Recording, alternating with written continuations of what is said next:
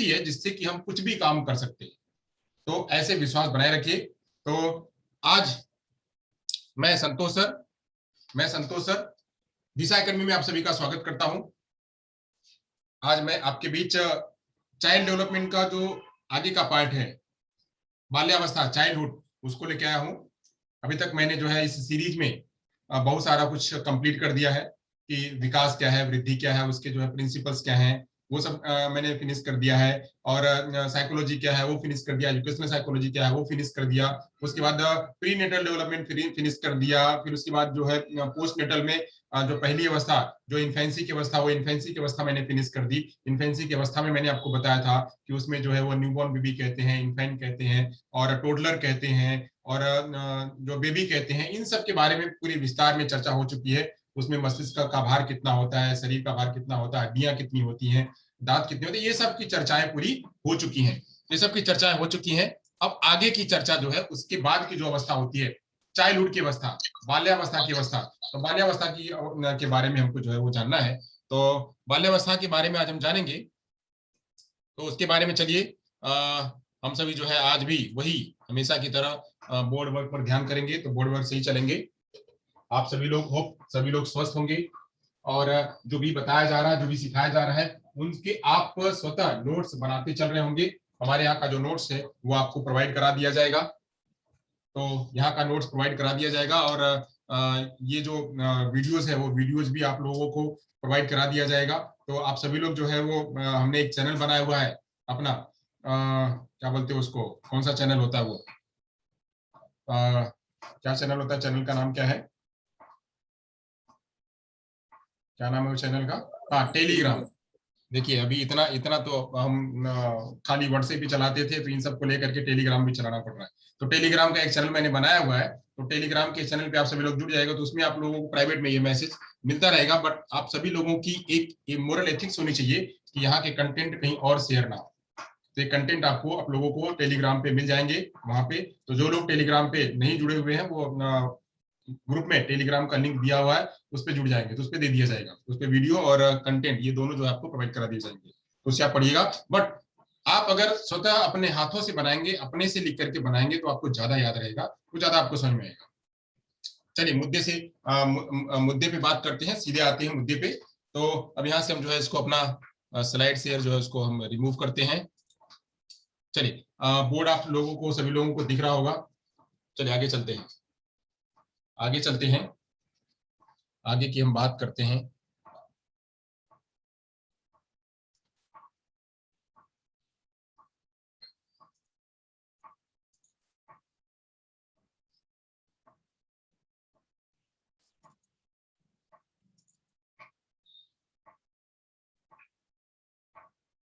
जो लोग आ रहे हैं उनको जोड़ते चलिए आप लोग,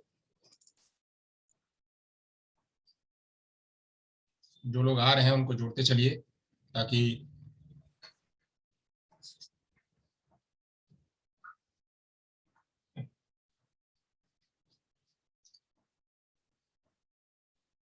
चलिए। तो मुद्दे की बात करते हैं, मुद्दे पे आते हैं। आप सभी लोगों को मैं एकदम क्लियरली दिख रहा हूँगा। तो चलिए बात करते हैं बाल्यावस्था की, चाइल्डहुड की बात करते हैं। बाल्यावस्था क्या है, बाल्यावस्था की बात करते हैं। बाल्यावस्था, चाइल्डहुड, हिंदी में जिसको कहते हैं बाल्यावस्था। कल बाल्यावस्था पे कई सारे प्रश्न थे। तो प्रश्न ऐसे नहीं है कि खाली वो जो है आपके जो पढ़ाए गए हैं उसी से आएंगे, एक दो प्रश्न इधर उधर से भी आएंगे, ताकि आप जो है ब्रेन स्टॉर्मिंग अपनी अपनी करते रहें। तो जो नहीं है उससे आप यहाँ जो आने वाला है लेक्चर, उसमें से भी आप कनेक्ट करते रहें। यानी कुछ चीजें पुरानी, कुछ करंट और कुछ फ्यूचर की सभी बातें जो है वो पूछी जाती हैं। इस हिसाब से प्रश्न दिए गए थे। तो चलिए, जो बाल्यावस्था है वो बाल्यावस्था 6 वर्ष की आयु से लेकर के 12 वर्ष तक की आयु की अवधि को बाल्यावस्था कहते हैं। यानी जो एज है वो 6 ईयर से लेकर के, जनरली 6 ईयर से लेकर के 12 ईयर्स तक, 6 ईयर से लेकर के 12 ईयर्स तक की जो एज है उसे ही जो है वह बाल्यावस्था कहते हैं। बाल्यावस्था को 6 साल से लेकर के 12 वर्ष तक की अवस्था को जो है वो बाल्यावस्था कहते हैं। बाल्यावस्था के प्रथम 3 वर्षों के दौरान, अर्थात 6 से 9 वर्ष तक की आयु में, यहाँ पे जो इसका 6 से 9 मतलब जो शुरू का जो 3 वर्ष है, 6 ईयर से लेकर के 6 ईयर से लेकर के 9 ईयर्स तक, 6 ईयर से लेकर के 9 ईयर्स तक की अवस्था में, 6 ईयर से लेकर के 9 ईयर्स तक की अवस्था में, इस अवस्था में जो शारीरिक विकास है, जो शारीरिक विकास है वह बहुत तेजी से होता है। शारीरिक विकास तेजी से होता है, यानी अब शारीरिक विकास उतना तेजी से नहीं होता। आप कहेंगे कि जो है जो इन्फेंसी पीरियड था उसमें भी तो शारीरिक विकास होता है, सही बात है। तो शारीरिक विकास इन्फेंसी पीरियड की अपेक्षा, इन्फेंसी पीरियड की अपेक्षा उतना तेजी से जो है बाल्यावस्था में नहीं होता है, बट पूरी बाल्यावस्था के पीरियड के दरमियान जो 6 से 9 तक की जो शारीरिक विकास है उसमें शुरू में 6 से 9 वर्ष में, 6 से 12 वर्ष तक की पूरी जो इसकी अवस्था उसमें से 6 से 9 वर्ष तक की अवस्था में तेजी से होता है। अब यह इन्फेंसी की तरह तेजी से नहीं होता है, बट इस अवस्था में थोड़ी तेजी से होता है अकॉर्डिंग टू आगे के जो 3 साल है, जो आगे के 3 साल है उससे शुरू के 3 साल में बच्चे का विकास जो है वो शारीरिक विकास तेजी से होता है। ओके, बाद में शारीरिक विकास की गति धीमी हो जाती है, यानी उसके बाद जब बच्चा आगे बढ़ता है, उसके बाद जब आगे बढ़ता है यानी 9 से लेकर के 12 वर्ष, यानी 9 के बाद 12 वर्ष में जब होता है तो इसमें क्या होता है, शारीरिक विकास की जो अवस्था है, जो शारीरिक विकास की जो प्रक्रिया है, शारीरिक विकास की प्रक्रिया यह धीमी हो जाती है। शारीरिक विकास की प्रक्रिया जो है यह धीमी हो जाती है। तो याद रखिएगा कि शुरू में 6 से 9 वर्ष में जो है शारीरिक विकास जो है वो तेजी से होता है, जबकि 9 से 12 उसके बाद की जो 3 वर्ष की अवस्था होती है उसमें जो शारीरिक विकास है वह धीमी गति से होता है। बाल्यावस्था जन्मोपरांत जो यह अवस्था है, इस अवस्था को क्या कहते हैं, जन्म के बाद की यह दूसरी अवस्था होती है। जन्म के बाद की इसको दूसरी अवस्था कहते हैं। पहली अवस्था जो है वह इन्फेंसी होती है और दूसरी अवस्था जो है यह बाल्यावस्था होती है। तो इसे जो है जन्म के बाद की दूसरी अवस्था कहते हैं। जन्म के बाद की इसे दूसरी अवस्था कहते हैं, जो शैशवावस्था की समाप्ति के उपरांत स्टार्ट होती है। यानी शैशवावस्था जब खत्म होता है उसके बाद जो है बाल्यावस्था प्रारंभ होता है। बाल्यावस्था में प्रवेश करते समय अगर बच्चा बाल्यावस्था में प्रवेश कर रहा है तो उस समय वह वातावरण से काफी सीमा तक परिचित हो जाता है, यानी 5 साल तक तो वातावरण में रहा है।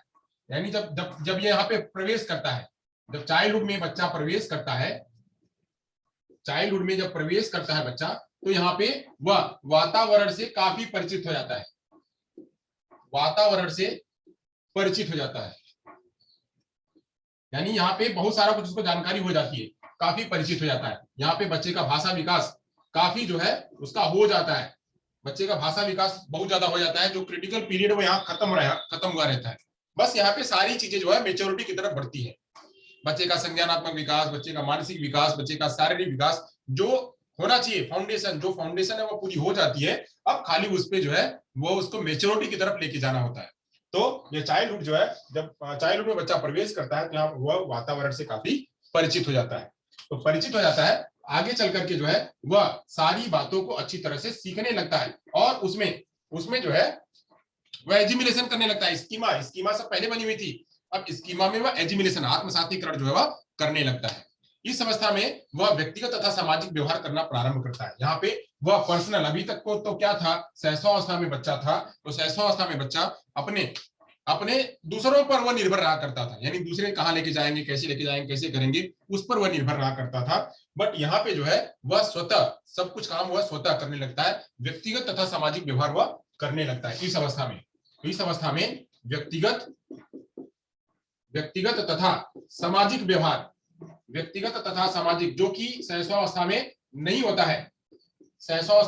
है, तो इस अवस्था में व्यक्तिगत तथा सामाजिक विकास उसका होने लगता है, सामाजिक विकास होने लगता है। तो ये सब बातें जो है वह बाल्यावस्था की, और इस अवस्था में जो है वह करने लगता है, तथा औपचारिक शिक्षा भी इसी अवस्था में प्रारंभ करता है। जो औपचारिक शिक्षा है, स्कूल जाना, विद्यालय जाना, औपचारिक शिक्षा भी यहीं से स्टार्ट करता है। इसके पहले शिक्षा तो लेता है बट वह अनौपचारिक लेता है। औपचारिक शिक्षा प्रारंभ होती है इस अवस्था में। औपचारिक शिक्षा इसी अवस्था में जो है वो प्रारंभ होने लगती है। तो कुल मिलाकर के क्या कहना है कि बाल्यावस्था जो है वह शैशवावस्था के बाद की जो है पूरे मानव जीवन की जो है दूसरी अवस्था है। मानव जीवन की दूसरी अवस्था है। यह अवस्था जो है 6 से लेकर के 12 वर्ष तक की चलती है। इस अवस्था में जो शुरू के जो 3 साल है, उस 3 साल में शारीरिक विकास बहुत तेजी से होता है। इस अवस्था में बच्चा व्यक्तिगत तथा सामाजिक रूप से सामाजिक विकास इसका होने लगता है और यह जो है उस समय में आते आते वातावरण से काफी परिचित होता है। तथा इसी अवस्था में बच्चे का जो नामांकन है वह विद्यालय में होता है। बच्चे का नामांकन जो है विद्यालय में होता है, तो यहीं से जो है वो विद्यालय जीवन भी अपना प्रारंभ करता है। शैक्षिक दृष्टि से अगर बात करें तो एजुकेशनल पर्पज से जब यहाँ पे बच्चा यहाँ पे एडमिशन लेता है, प्रवेश लेता है विद्यालय में, तो यहाँ पे इस अवस्था जो शैक्षिक दृष्टि से यह अवस्था बहुत ही महत्वपूर्ण मानी जाती है। इस अवस्था को बहुत महत्वपूर्ण माना जाता है शैक्षिक दृष्टि से, यानी शैक्षिक दृष्टि से यह अवस्था जो है वो बहुत महत्वपूर्ण मानी जाती है। क्यों मानी जाती है? क्योंकि यहाँ से बच्चे का जो है वह मेच्योरिटी की तरफ बढ़ने लगता है। वह जो कुछ भी कहा जाता है उसको स्टोर करता है, भूलता नहीं है। जो इसकी फॉरगेटिंग की भावना है वो भूल जाती, जो निकल जाती है। यहाँ पे स्टोर करने की, रिटेंशन करने की जो पावर है, धारण करने की जो पावर है, वो धारण करने की, रिटेंशन करने की पावर जो है यहाँ पे वो बढ़ने लगती है। इसलिए इस दृष्टि से यह, यानी शैक्षिक दृष्टि से यह अवस्था महत्वपूर्ण मानी जाती है। यह अवस्था महत्वपूर्ण मानी जाती है क्योंकि इस अवस्था में आते आते बच्चे का सारा विकास जो है वह हो जाता है और मैच्योर की तरफ जो है जाना जाता है। इसलिए शैक्षिक दृष्टि से यह अवस्था महत्वपूर्ण होती है। यह अवस्था महत्वपूर्ण होती है। ओके, इस अवस्था में बालक अपनी आदतों, व्यवहार, रुचियों, इच्छाओं आदि प्रतिरूपों का निर्माण कर लेता है। यानी इसमें बच्चा जो है उसकी आदतें कौन सी हैं? बच्चे की आदत, व्यवहार, बच्चे का आदत, व्यवहार, प्रतिरूप, यानी वह कैसा बनना चाहेगा, वह बच्चे का आदत, व्यवहार, प्रतिरूप जो है यह वह अपना बना लेता है। तथा रुचि उसकी कहाँ है, रुचि कहाँ है, इन सब का जो है विकास वह इस अवस्था में कर लेता है। का विकास इस अवस्था में कर लेता है।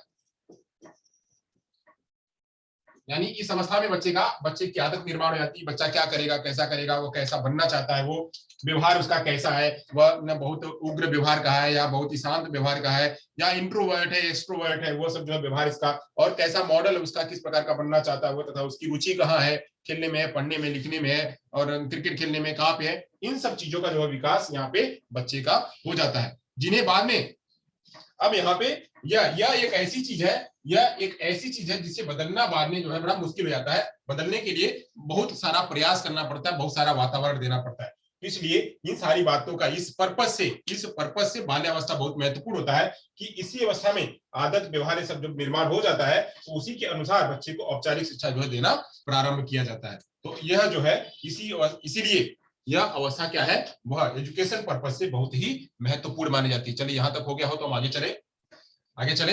अगर यहां तक हो गया हो तो सभी लोग स्नैप ले लिए हो तो हम आगे चलें। अगर सभी ने स्नैप ले लिया हो तो हम आगे चलें, एक मैसेज करिए। जी सर। ओके, चलिए हो गया है तो चलिए अब आगे चलते हैं। अब इस अवस्था को जो है अलग अलग रूपों में अलग अलग जो है अलग अलग चीज कहते हैं। इसी अवस्था को अलग अलग बातें कहते हैं। इस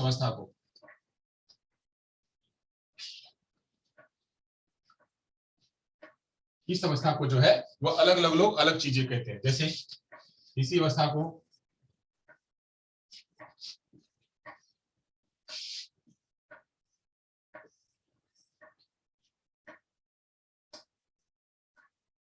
इसी अवस्था को जो है कुछ लोग स्फूर्ति अवस्था कहते हैं। यानी बच्चे जो है वह बहुत ही एक्टिव रहते हैं, स्फूर्ति अवस्था कहते हैं इसी को। बच्चे एक जगह बैठते नहीं है, बहुत ही एक्टिव रहते हैं, इसीलिए इसको जो है स्फूर्ति अवस्था कहते हैं।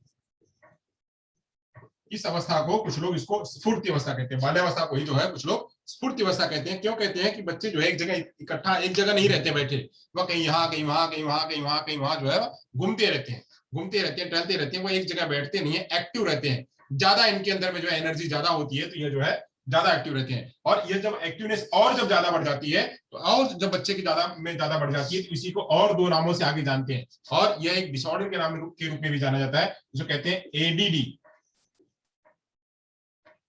एडीडी और एडीएचडी। इसको ये नाम से जानते हैं, एडीडी और एडीएचडी। एडीडी मतलब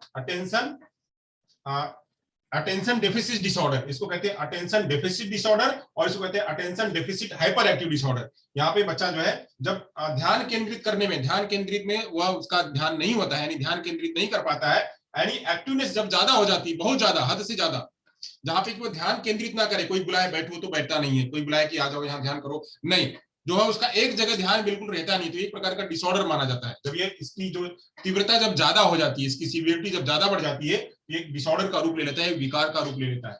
वहीं एक होता है, इसको कहते हैं attention deficit hyper active disorder. तो जो है वो ध्यान तो नहीं करता है, यानी वो ध्यान नहीं कर पाता है, ध्यान नहीं करता है, उस ध्यान में भी बहुत ज्यादा हाइपर होता है, यानी 1 सेकंड के लिए, 2 सेकंड के लिए, 5 सेकंड के लिए वो जो है ध्यान केंद्रित करता है, उसके बाद उसका ध्यान नहीं होता है। वैसे भी छोटे बच्चे जो है ध्यान इतना नहीं करते हैं, उनका अटेंशन स्पेन बहुत कम होता है, तो अटेंशन स्पेन जब और भी कम हो जाता है, तो एक प्रकार का क्या बन जाता है, वो डिसऑर्डर बन जाता है। तो इसीलिए इसको कहते हैं क्या, स्फूर्ति अवस्था। इस अवस्था को, जो बाल्यावस्था, उसको स्फूर्ति अवस्था कहते हैं। कुछ शिक्षाविद यानी शिक्षा शास्त्री के अनुसार, यानी शिक्षा के पर्पज से अनुसार के बात करें तो जो है यह कौन सी अवस्था कहलाती है, इसे कहते हैं क्या, एलिमेंट्री स्कूल एज। मैंने कहा कि ये एजुकेशन पर्पज से बहुत ही महत्वपूर्ण मानी जाती है, इसीलिए इसे एलिमेंट्री स्कूल एज भी कहते हैं। इसे क्या कहते हैं, elementary school age. Elementary school age, यहाँ पे बच्चा जो है वो प्राथमिक शाला में, प्राथमिक स्कूल में बच्चा का दाखिला हो जाता है, तो इसीलिए जो है कुछ लोग इसको एलिमेंट्री स्कूल एज भी कहते हैं, यानी प्राथमिक अवस्था, प्राथमिक विद्यालय अवस्था भी इसे कहते हैं। कुछ लोग इसे जो है स्मार्ट एज कहते हैं, कुछ लोग इसे स्मार्ट एज कहते हैं, स्मार्ट एज कहते हैं कुछ लोग। स्मार्ट एज क्यों कहते हैं कि बच्चे यहाँ पे जो है कुछ अलग अलग तरीके की बात करने लगते हैं, बच्चे कुछ अलग अलग तरीके की बात करने लगते हैं, इसीलिए इसको जो है स्मार्ट एज भी कहा जाता है, इसीलिए इसको जो है वह स्मार्ट एज भी कहा जाता है। क्यों कहा जाता है कि बच्चे यहाँ पे जो है वह बिल्कुल अलग तरीके के दिखते हैं, हर बातें उनके अंदर में अलग दिखती हैं, हर बातें अलग दिखती हैं, तो इसीलिए इसे जो है स्मार्ट एज कहते हैं। Smart age, smart age. आप लोगों ने तारक मेहता का उल्टा चश्मा देखा होगा, आप लोगों ने तारक मेहता का उल्टा चश्मा आप लोग देखे होंगे। वहां पे जो टप्पू है, टप्पू की सेना जो है, टप्पू की सेना इतनी स्मार्ट होती है ना कि हर काम अच्छी तरह से कर लेती है, इसीलिए इसको स्मार्ट एज कहते हैं। और इसी को गैंग एज भी कहते हैं, इसी में वो गैंग बना लेते हैं, गैंग एज भी कहते हैं, इसे जो है गैंग एज भी कहते हैं, स्मार्ट एज अथवा गैंग एज। इनमें गैंग बना लेते हैं अपना, यानी उनका एक समूह हो जाता है, तो समूह की अवस्था में इसे कहते हैं। यानी इसे क्या कहते हैं, स्फूर्ति अवस्था कहते हैं, एलिमेंट्री स्कूल एज कहते हैं, स्मार्ट एज कहते हैं, गैंग एज भी कहते हैं। यानी इसमें वो गैंग बना लेते हैं, अपनी एक सेना बना लेते हैं, जो है वैसे जैसे मैंने बताया कि आपको जो है तारक मेहता का उल्टा चश्मा में टप्पू सेना, तो टप्पू सेना की सेना जो है वो क्या होती है, स्मार्ट होती है, हर काम को स्मार्टली करती है, तो इसलिए इसको स्मार्ट एज भी कहते हैं। और क्या कहते हैं इसे, एक और भी अवस्था कहते हैं, इसको कहते हैं dirty age. Dirty age, dirty age यानी गंदी अवस्था, इसी को जो है गंदी अवस्था भी कहते हैं कुछ लोग।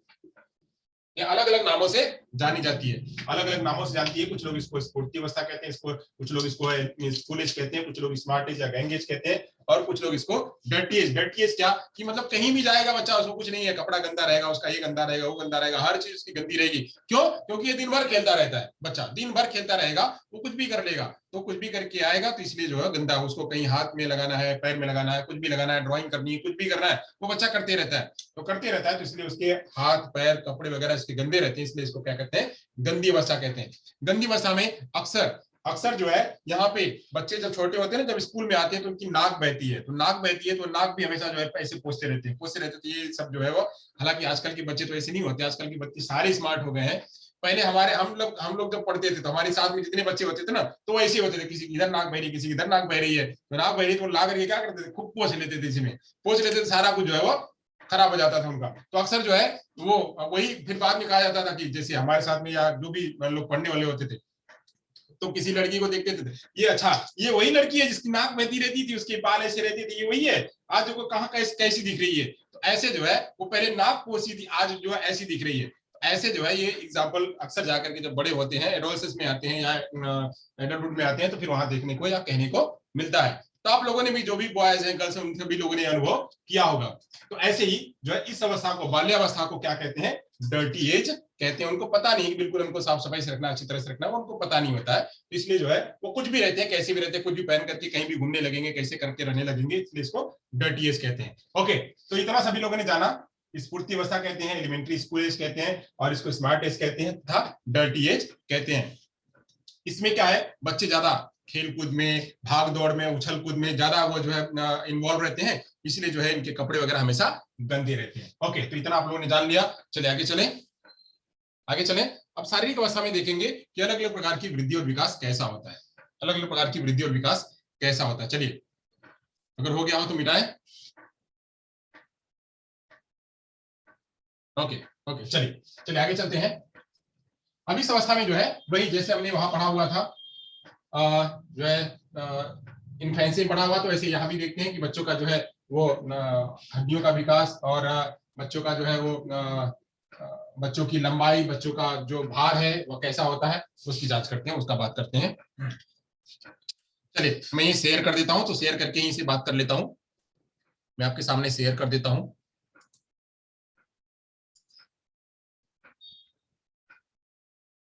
ताकि आपके बीच ये उपस्थित रहे। आप यहीं से हमारा समय, लिखने का समय हमारा बचे,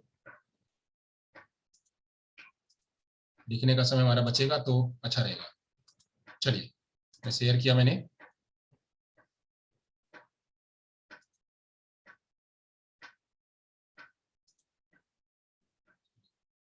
शेयर क्या करना था, क्या? हाँ चलिए,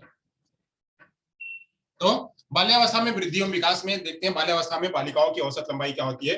तो बालिकाओं की औसत लंबाई में यहाँ पे जो हमने देखा होता पिछले में देखा हुआ था कि लड़कों की लंबाई थोड़ी ज्यादा होती थी, बट यहाँ पे लड़कियों की लंबाई जो है 12 वर्ष की उम्र तक बढ़ जाती है। लड़के थोड़े कम रहते हैं, बट लड़कियां जो है वो बढ़ने लगती हैं थोड़ी। तो लड़कों की जो लंबाई है वह जो है वह 6 वर्ष तक जो है लड़कों की लंबाई में 108.5 और लड़कियों की लंबाई जो है 107.4 होती है, थोड़ी कम रहती है। वही 7 वर्ष में जब बच्चा पहुंचता है तो 113.9 होती है और लड़कियों की लंबाई जो है 112.8 रहती है। जब 8वें वर्ष में बच्चा पहुंचता है तो 119.3 लंबाई हो जाती है।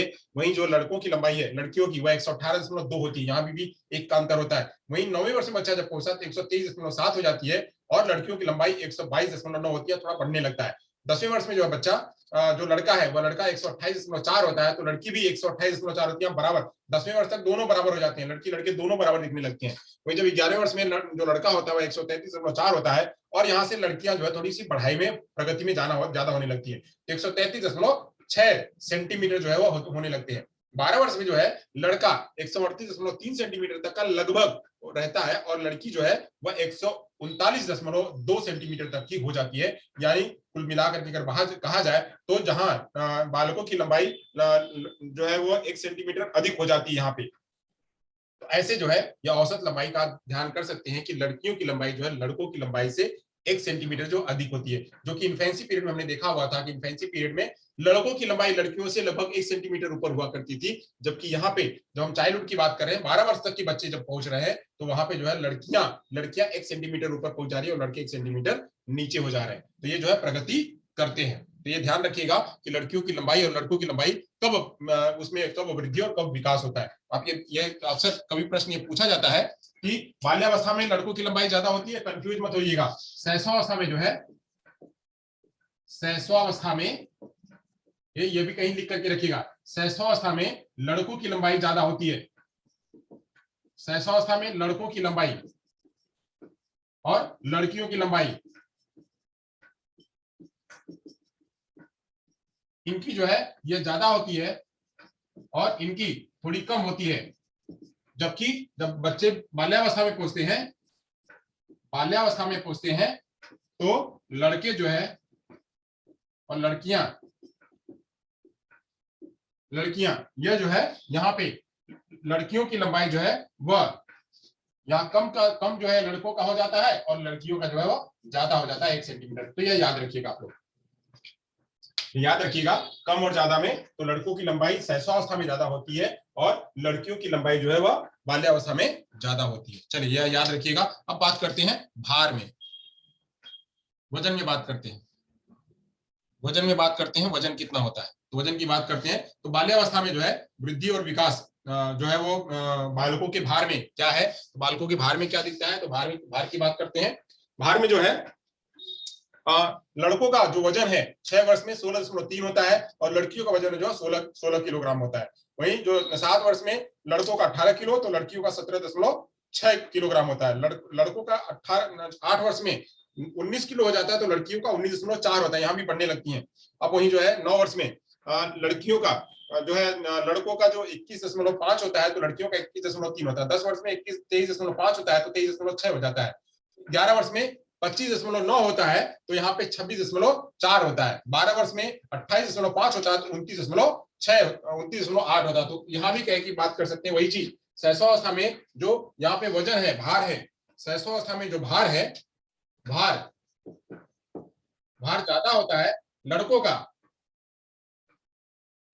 तो वहीं बाल्यावस्था में जो है लड़कों का भार जो है वो कम होता है और लड़कियों का भार जो है ज्यादा होने लगता है। कब? क्यों होने लगता है? क्योंकि यहां तक आते आते 12 वर्ष तक आते आते लड़कियों में वसा का जमाव होने लगता है। लड़कियों में वसा का जमा होने लगता है तो इसलिए जो है वह लड़कियां थोड़ी हेल्दी दिखने लगती हैं। जैसे ही वसा का जमा होता है, मांसपेशियां जैसे ही बढ़ती हैं तो बढ़ने की वजह से जो है वह वजन बढ़ने लगता है। तो इसीलिए लड़के जो है वह वजन में कम होने लगते हैं और लड़कियां जो है वजन में ज्यादा होने लगती हैं। तो ये जो है यह डिफरेंस आप लोगों को याद रखना है और क्वेश्चन अगर आए अब इसका जवाब दीजिएगा। ओके, आगे चलते हैं। तो हमने अभी बात कर ली जो है लंबाई की और वजन की। बात करते हैं सिर और मस्तिष्क में। सिर और मस्तिष्क में बाल्यावस्था में सिर के आकार में क्रमशः परिवर्तन होता रहता है, परंतु शरीर के अन्य अंगों की तुलना में यह अपेक्षाकृत बड़ा रहता है। बाल्यावस्था में मस्तिष्क का आकार तथा भार दोनों ही दृष्टि से लगभग पूर्ण रूपेण विकसित हो जाता है। यानी जो वहां पे शैशवावस्था में जो विकसित हुआ था वो विकसित ही यहाँ पे हुआ रहता है। यहाँ बहुत ज्यादा विकसित नहीं होता है, थोड़ा सा जो है विकसित होता है। तो यहाँ पे बाल्यावस्था के अंत तक सिर का आकार प्रौढ़ावस्था के सिर के आकार का लगभग 95% हो जाता है। यानी जो इसका मस्तिष्क का विकास है वहां पे 90% तक हुआ रहता है। कहां तक? 90% का जो है वह इन्फेंसी में हुआ रहता है। अब यहाँ पे जो है 95% यानी पूरे प्रौढ़ावस्था तक का 95% यानी 5% जो है वह चाइल्डहुड में बढ़ जाता है। चाइल्डहुड में 5% बढ़ जाता है, बाकी के जो 5% है वो आगे जाकर के बच्चे के होते हैं। इस तरह से शैशवावस्था में इन्फेंसी पीरियड में 90% तक का मस्तिष्क का विकास हुआ रहता है। वहीं जब चाइल्डहुड में आता है तो 5% की वृद्धि उसमें और हो जाती है। तो ये आप लोग जो याद रखे रहिएगा। आगे चलते हैं, आगे की बात करते हैं, हड्डियों की बात करते हैं। तो हड्डियों की बात करते हैं, यहाँ पे जो है हम आपका ये हटाते हैं और सीधे बोर्ड पे आते हैं। बोर्ड की बात करते हैं। चलिए, तो अब यहाँ पे बात करेंगे हड्डियां जो है, हड्डियों की बात करते हैं। हड्डियां कितनी होती है बाल्यावस्था में? बाल्यावस्था में हड्डियां कितनी होती है, हड्डियों की चर्चा करते हैं।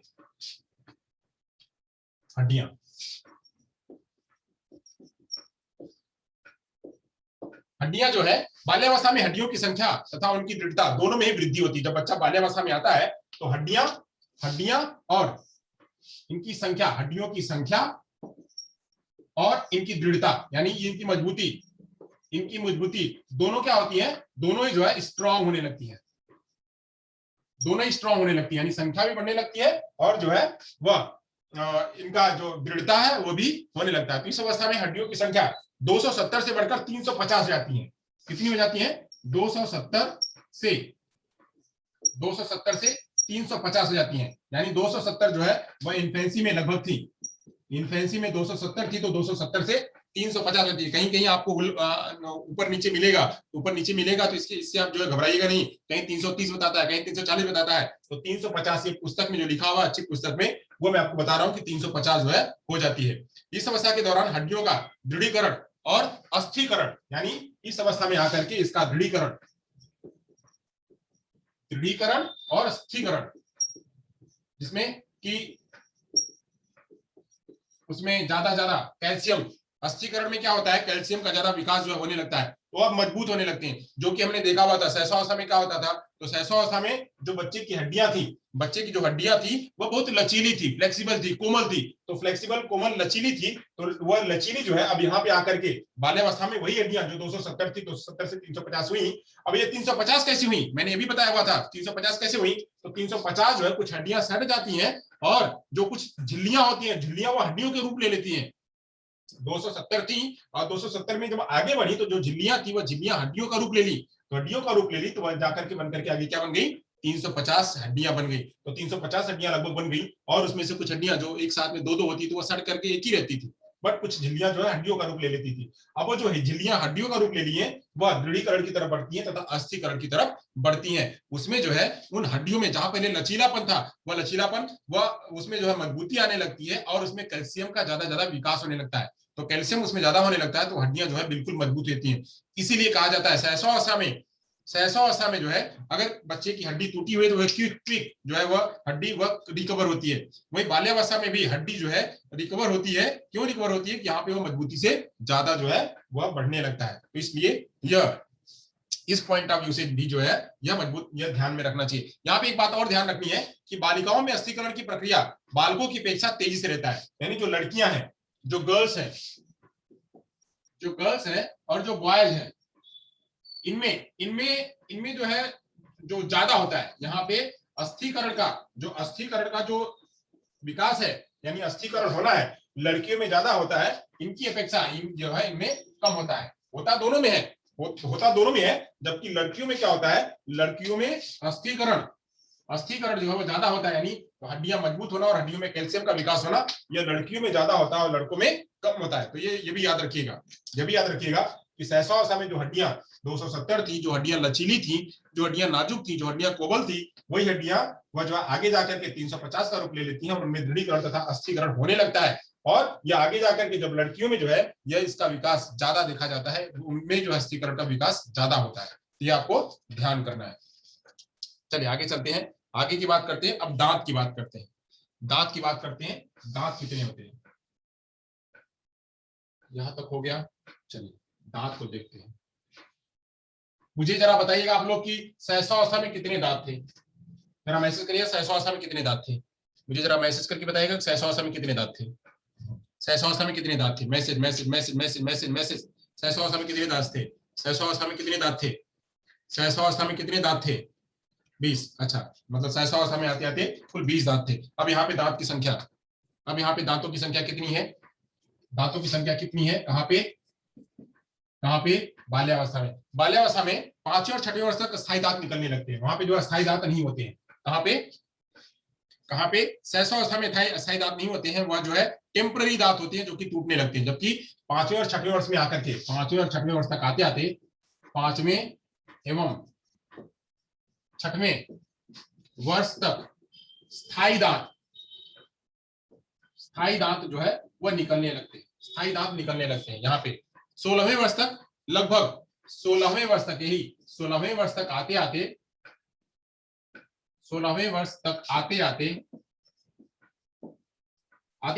हड्डी जो दांत की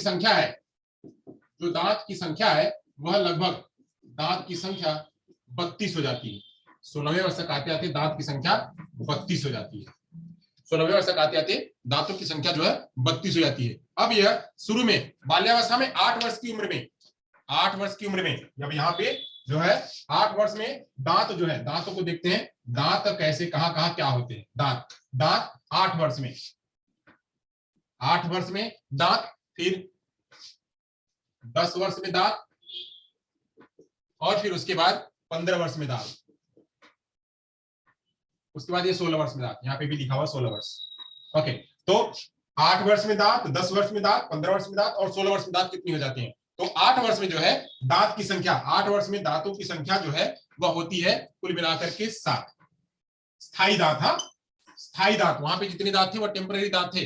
अब यहाँ पे स्थायी दांत की संख्या जो है 7 हो जाती है। स्थायी दांत जो कि वह टूटते नहीं, वो पूरे लंबे समय तक रहते हैं। स्थायी दांत जो है वह 8 वर्ष में 7 हो जाते हैं। वहीं जो है 10 वर्ष में दांत की संख्या 15 रहती है। जो स्थायी दांत की संख्या 15 रहती है। वहीं बच्चा जब 15 वर्ष का होता है और 12 वर्ष तक आते नहीं, यहाँ 12 वर्ष तक आते 10 वर्ष में 15 और 12 वर्ष तक आते दांत की संख्या जो है वो 25 हो जाते हैं, या 25 हो जाते हैं 12 वर्ष तक। और वहीं जो बच्चा 16 वर्ष का होता है तो 16 वर्ष में कितने हो जाते हैं, 32 दांत। यानी अब इसको इस तरह से आप देखेंगे, दांत की संख्या जो है, यहाँ पे संख्या, स्थायी दांत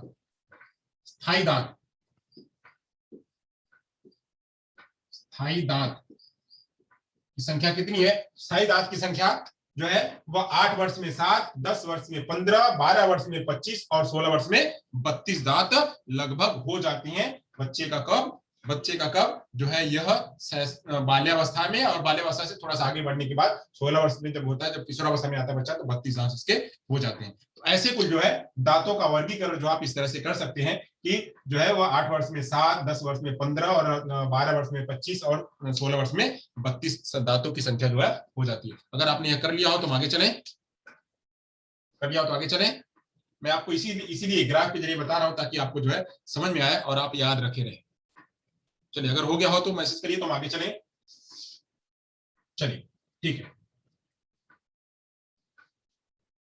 अगर आप सभी लोग जो है वो हमें सपोर्ट करेंगे, आप सभी लोग अगर हमें मैसेज करते चलेंगे तो हमको पता चलता रहेगा कि जो आप लोग जो है वो हमें बिल्कुल एक्टिव रूप में दिख रहे हैं। दांत तो 21 ईयर में भी निकलते हैं। हाँ सही बात है, दांत 21 साल में भी निकलते हैं। तो वो कौन सा दांत होता है? तो वो जैसे अभी कोई दांत, अक्सर कुछ बच्चों में दांत जो है वो पूरे नहीं होते हैं। मतलब 32 साल में 32 जो दांत होते हैं उस 32 में से कुछ दांत जो है अगर विकसित नहीं होते हैं तो जैसे उसको कहते हैं अकल के दांत। अकल के दांत, तो दाढ़ के दांत, अकल के दांत, दाढ़ के दांत, वो जो है आगे जाकर के निकलते हैं। तो ऐसे रेयर होते हैं, उसको हम आगे जाकर के अकल के दांत कहते हैं। अकल के दांत, या कुछ लोग जो है उसको दाढ़ के दांत भी कहते हैं। दाढ़ के दांत भी उसको कहते हैं। तो दाढ़ के दांत जो है वो आगे जाकर के निकलते हैं आगे। वैसे सारे जो है वो निकलने के लिए तो अक्सर हो जाते हैं, निकल जाते हैं। कुछ दांत जो अगर रहते हैं तो आगे जाकर के 21 साल में, 19 साल में, 20 साल में वह निकलते हैं। तो आप जो है इसको भी नोट करिएगा। चलिए आगे चलते हैं, आगे चलते हैं। चलिए आगे चलते हैं। अगला अगला प्रश्न, अगली बात करते हैं मांसपेशियों में विकास जो है वो कैसा होता है। अब मांसपेशियों की बात करते हैं। मांसपेशियां उनकी कैसी होती हैं? मांसपेशियां, बच्चों की जो मांसपेशियां वो कैसी होती है उसकी चर्चा करते हैं। तो मांसपेशियां, बाल्यावस्था में मांसपेशियां धीरे धीरे विकसित होता है। मांसपेशियां जो है यह बाल्यावस्था में धीरे धीरे विकसित होता जाता है। यानी मांसपेशियों में जैसे जैसे वृद्धि होती है वैसे वैसे इसके वजन में भी बढ़ते जाते हैं। यहाँ पे धीरे धीरे विकास होता है इसका। ओके, तो मांसपेशियों में धीरे धीरे इसका वृद्धि और विकास होता है। आगे चल के 12 वर्ष तक आते आते बालक की मांसपेशियों का भार उसके शरीर के भार का लगभग 33% हो जाता है। यानी जो उसका पूरा शरीर है, जो बॉडी है, उस बॉडी का जो है 33%, बॉडी का 33% जो है, बॉडी का 33% पूरे बॉडी का 33% जो है भार किस अवस्था में? तो 12 वर्ष तक की अवस्था में का भार 12 वर्ष की अवस्था में हो जाता है पूरा। जबकि वहां पे हमने क्या देखा हुआ था? जबकि हमने सहस्रावस्था में क्या देखा हुआ था? सहस्रावस्था में कितना था भार? सहस्रावस्था में कितना भार था पूरी बॉडी का? सहस्रावस्था में पूरी बॉडी का कितना भार था मुझे बताइए जरा। सहस्रावस्था में मैंने कितना बताया हुआ था? मैसेज करिए। सहस्रावस्था में पूरी बॉडी का भार कितना था? पूरी बॉडी का भार कितना था सहस्रावस्था में? मुझे मैसेज करिए फटाफट फटाफट। एक कंपैरिजन में अगर आप रखेंगे तभी याद रहेगा। हाँ हाँ, नहीं 30% नहीं था, 23% था, 23%। चलिए हाँ, तो 23% था। तो ये जो है आप कंपैरेटिव रूप में अगर याद रखेंगे तो आपको जो है वह हमेशा इसमें कोई तकलीफ नहीं होगी। इस अवस्था में बालक अपने मांसपेशियों पर पूर्ण नियंत्रण करने लगते हैं। जो मांसपेशियां हैं उन मांसपेशियों पर इनका पूरा नियंत्रण होता है, इसीलिए वह लचीला बना सकते हैं, इसको दौड़ कर सकते हैं, कम कर सकते हैं, ज्यादा कर सकते हैं। बच्चे अपनी मांसपेशियों को बढ़ा भी सकते हैं, घटा भी सकते हैं। वह दौड़ करके जो है स्फूर्ति करके वह कम भी कर सकते हैं, और ना दौड़ करके घर में बैठ करके अपनी मांसपेशियों को बढ़ा भी सकते हैं। तो इसलिए यहाँ पे मांसपेशियों पर नियंत्रण होता है, पूर्ण नियंत्रण बच्चों का होता है। तो मांसपेशियों पर पूर्ण नियंत्रण बच्चे का बाल्यावस्था में होने लगता है। आगे जाकर के तो और भी होता है। बच्चा जैसे जैसे मेच्योर होता है तो उसको अपने डाइट के बारे में, उसको हाइजीन के बारे में, उसको खान पान के बारे में, एक्सरसाइज के बारे में जितना वो अवेयर होता जाता है, बच्चा जितना आगे जाकर के अवेयर होता जाता है उतना ही वह जो है अपनी मांसपेशियों पर नियंत्रण करने लगता है। तो करने लगता है, इसलिए छोटी अवस्था में उसको पता नहीं होता है कितना खाना है, कितना दौड़ना है, कितना क्या करना है, उतना पता नहीं होता है। बट जैसे जैसे वह अवेयर होने लगता है वातावरण से और लोगों से, वैसे वैसे वह अपने मांसपेशियों पर नियंत्रण करने लगता है। चलिए अब और बात करते हैं आंतरिक अंग जो है। अब आंतरिक अंग की बात करते हैं। आंतरिक अंग जो है वो जैसे अंदर आंत है या फिर फेफड़े हैं, ये सब, इन सब के बारे में बात करते हैं। तो आयु में वृद्धि के साथ साथ आंतरिक अवयवों का भी विकास होता है। जैसे बच्चा आगे बढ़ता है तो उसके आंतरिक अंग भी बढ़ने लगते हैं। आंतरिक अंग भी जो है उसके बढ़ने लगते हैं। जैसे जैसे बच्चे का विकास होता है, बच्चे का जैसे जैसे विकास होता है, तो वैसे वैसे ये भी उसका जो है उसका आंतरिक अंग, आंत जो है वो फेफड़े हैं, लंग्स हैं, ये सब भी जो है उसके बढ़ने लगते हैं। तो 6 से 9 वर्ष की आयु में फेफड़ों का आकार अधिक नहीं बदलता है। यहाँ पे 6 से 9 वर्ष में 6 से 9 वर्ष में जो फेफड़े हैं वो फेफड़े अधिक नहीं बढ़ते हैं, फेफड़े अधिक नहीं बढ़ते हैं, या याद रखिएगा, फेफड़े अधिक नहीं बढ़ते हैं, बट उसके आगे जाकर के वो बढ़ते हैं। तो बढ़ता क्या है? तो बढ़ता है पाचन क्रिया के अवयव में 12 वर्ष की आयु में परिपक्व हो जाती है। यानी इसका जो पाचन डाइजेशन प्रोसेस है, पाचन क्रिया इसका जो है वह बिल्कुल बिल्कुल जो है वह स्ट्रांग हो जाते हैं, वह परिपक्व हो जाते हैं, पाचन क्रिया इसकी परिपक्व हो जाती है,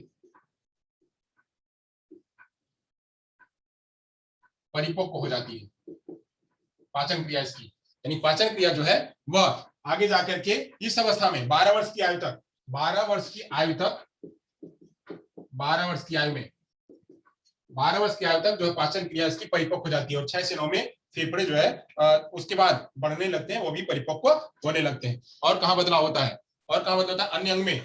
अगर कुछ और अन्य अंग है तो कुछ और अन्य अंगों में कहाँ का विकास होता है? अन्य अंग जो है उसकी चर्चा कर लेते हैं। अन्य अंगों में कहाँ का विकास होता है? तो जैसे बालक के कंधे चौड़े, कूल्हे पतले और पैर सीधे तथा लंबे होते हैं। लड़के के, बॉय के जो है वह कंधे चौड़े होते हैं। इस अवस्था में कंधे जो है चौड़े होने लगते हैं। कंधे चौड़े, कूल्हे जो है वह कूल्हे पतले तथा पैर जो है वह पैर सीधे लंबे हो जाते हैं। पैर सीधे लंबे आते हैं। यानी जो बॉय में है कंधे चौड़े होते हैं, कूल्हे पतले होते हैं और पैर सीधे होते हैं। वहीं लड़कियों में, गर्ल्स में क्या दिखाई पड़ता है? तो गर्ल्स में जो कंधे जो है या कंधे पतले होते हैं, कंधे पतले होते हैं। वहीं जो कूल्हे हैं वो कूल्हे चौड़े होते हैं। लड़कियों के जो कूल्हे हैं वह चौड़े होते हैं, कूल्हे चौड़े। यहाँ पे याद रखिएगा, यहाँ पे कंधे चौड़े होते हैं, यहाँ पे कूल्हे चौड़े होते हैं, यहाँ पे कूल्हे पतले होते हैं, यहाँ पे कंधे पतले होते हैं। यह याद रखिएगा दोनों में अंतर। तथा पैर जो है पैर अंदर की ओर झुके होते हैं। लड़कियों के जो पैर हैं, पैर अंदर की ओर झुके होते हैं। लड़कियों के पैर आगे जाकर के, जो बाल्यावस्था में बच्चे आगे बढ़ते हैं, 12 वर्ष की अवस्था में, 11-12 वर्ष की अवस्था में, यानी ये सभी जो है वह 11-12 वर्ष तक की अवस्था में आते आते बॉय के कंधे चौड़े, कूल्हे पतले और पैर सीधे लंबे होने लगते हैं। लड़कियों के कंधे पतले, कूल्हे चौड़े और पैर अंदर की ओर जो है वह झुके होने लगते हैं, अब आगे जाकर के और क्या होता है? और इन दोनों में गर्ल्स और बॉयज में जो जननांग है, यौन अंगों का विकास, यौन अंगों का विकास तेजी से होने लगता है, जो कि सहसावस्था में नहीं होता है। यहाँ पे विकास जो है वह तेजी से होने लगता है, यौन अंगों का विकास तेजी से होने लगता है।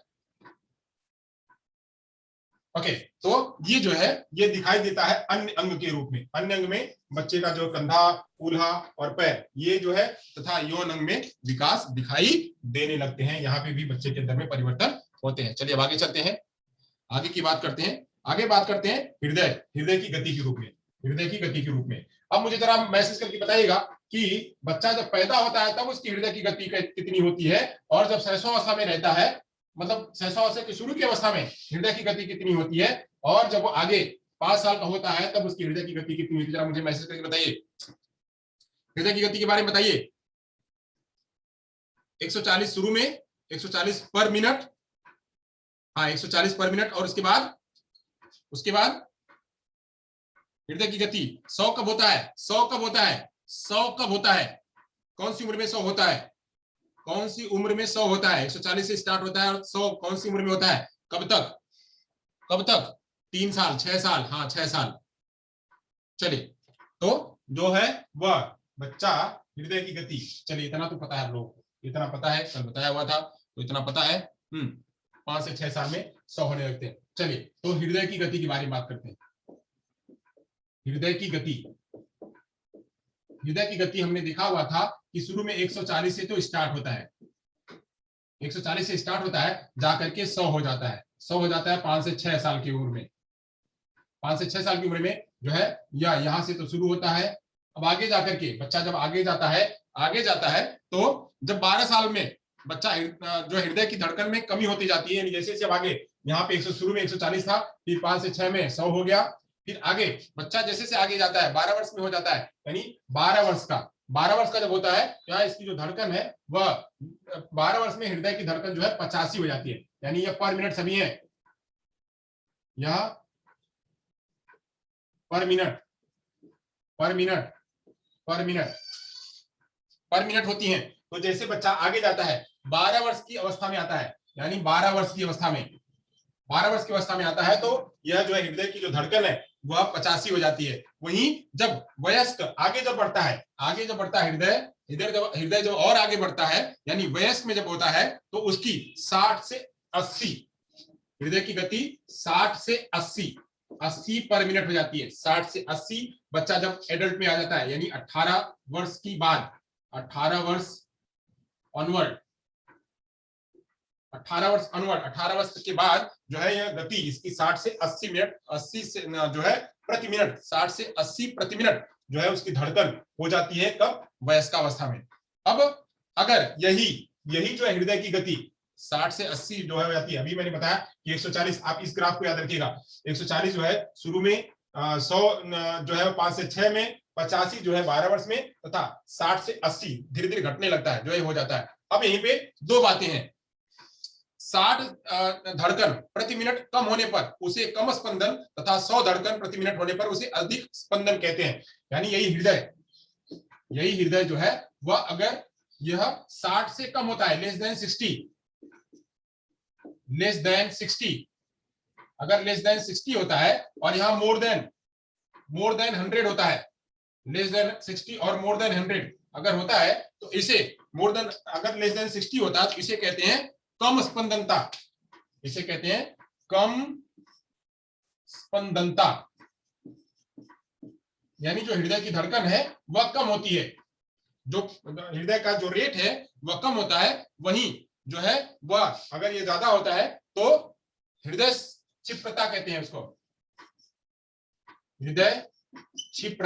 उसको, यानी यह मोर देन होता है, हृदय की गति जो है वह ज्यादा, हार्ट बीट जो है इसको इसको लेस देन हार्ट बीट जो है इसको कम स्पंदनता कहते हैं, यानी लेस हार्ट बीट, और इसको मोर हार्ट बीट, इसको जो है हार्ट बीट में कहते हैं, इसको हार्ट बीट भी कहते हैं। देख लीजिए यहाँ पे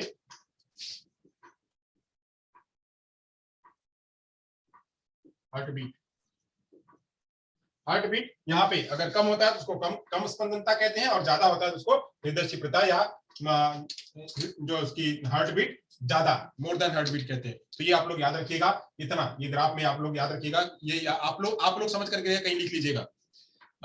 ओके, तो ये 140 जो है वो 100 जो है, 85 जो है, और 60 से 80 ये हृदय की गति है। अलग अलग मैंने आपको इसीलिए एक साथ में बताया कि आप कंफ्यूज ना हो, कंपैरेटिव रूप में आप याद रखें सभी को कि कब कहां और कैसे होता है, तो आप लोग को ज्यादा जो है वो समझ में आएगा। चलिए आगे चलते हैं। अब जो है इसके विकासीय लक्षण की बात करते हैं। विकासीय लक्षण क्या है?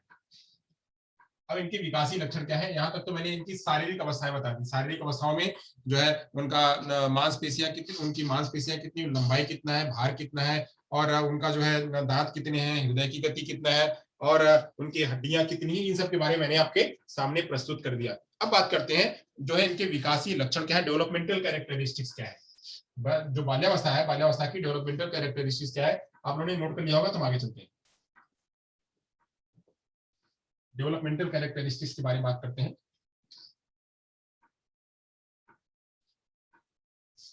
डेवलपमेंटल कैरेक्टरिस्टिक्स में बात करते हैं, तो पहली बात करते हैं यहाँ पे डेवलपमेंटल कैरेक्टरिस्टिक्स।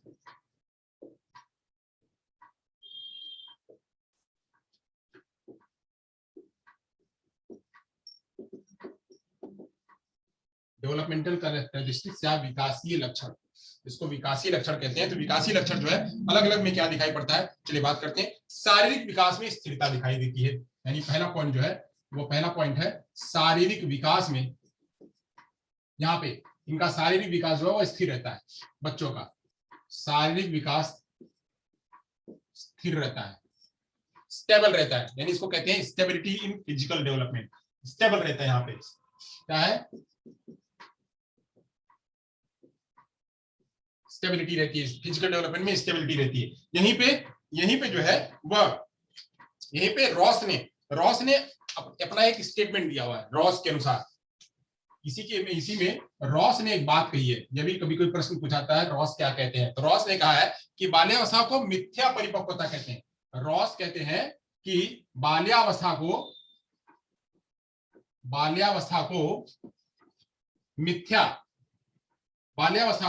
मिथ्या परिपक्वता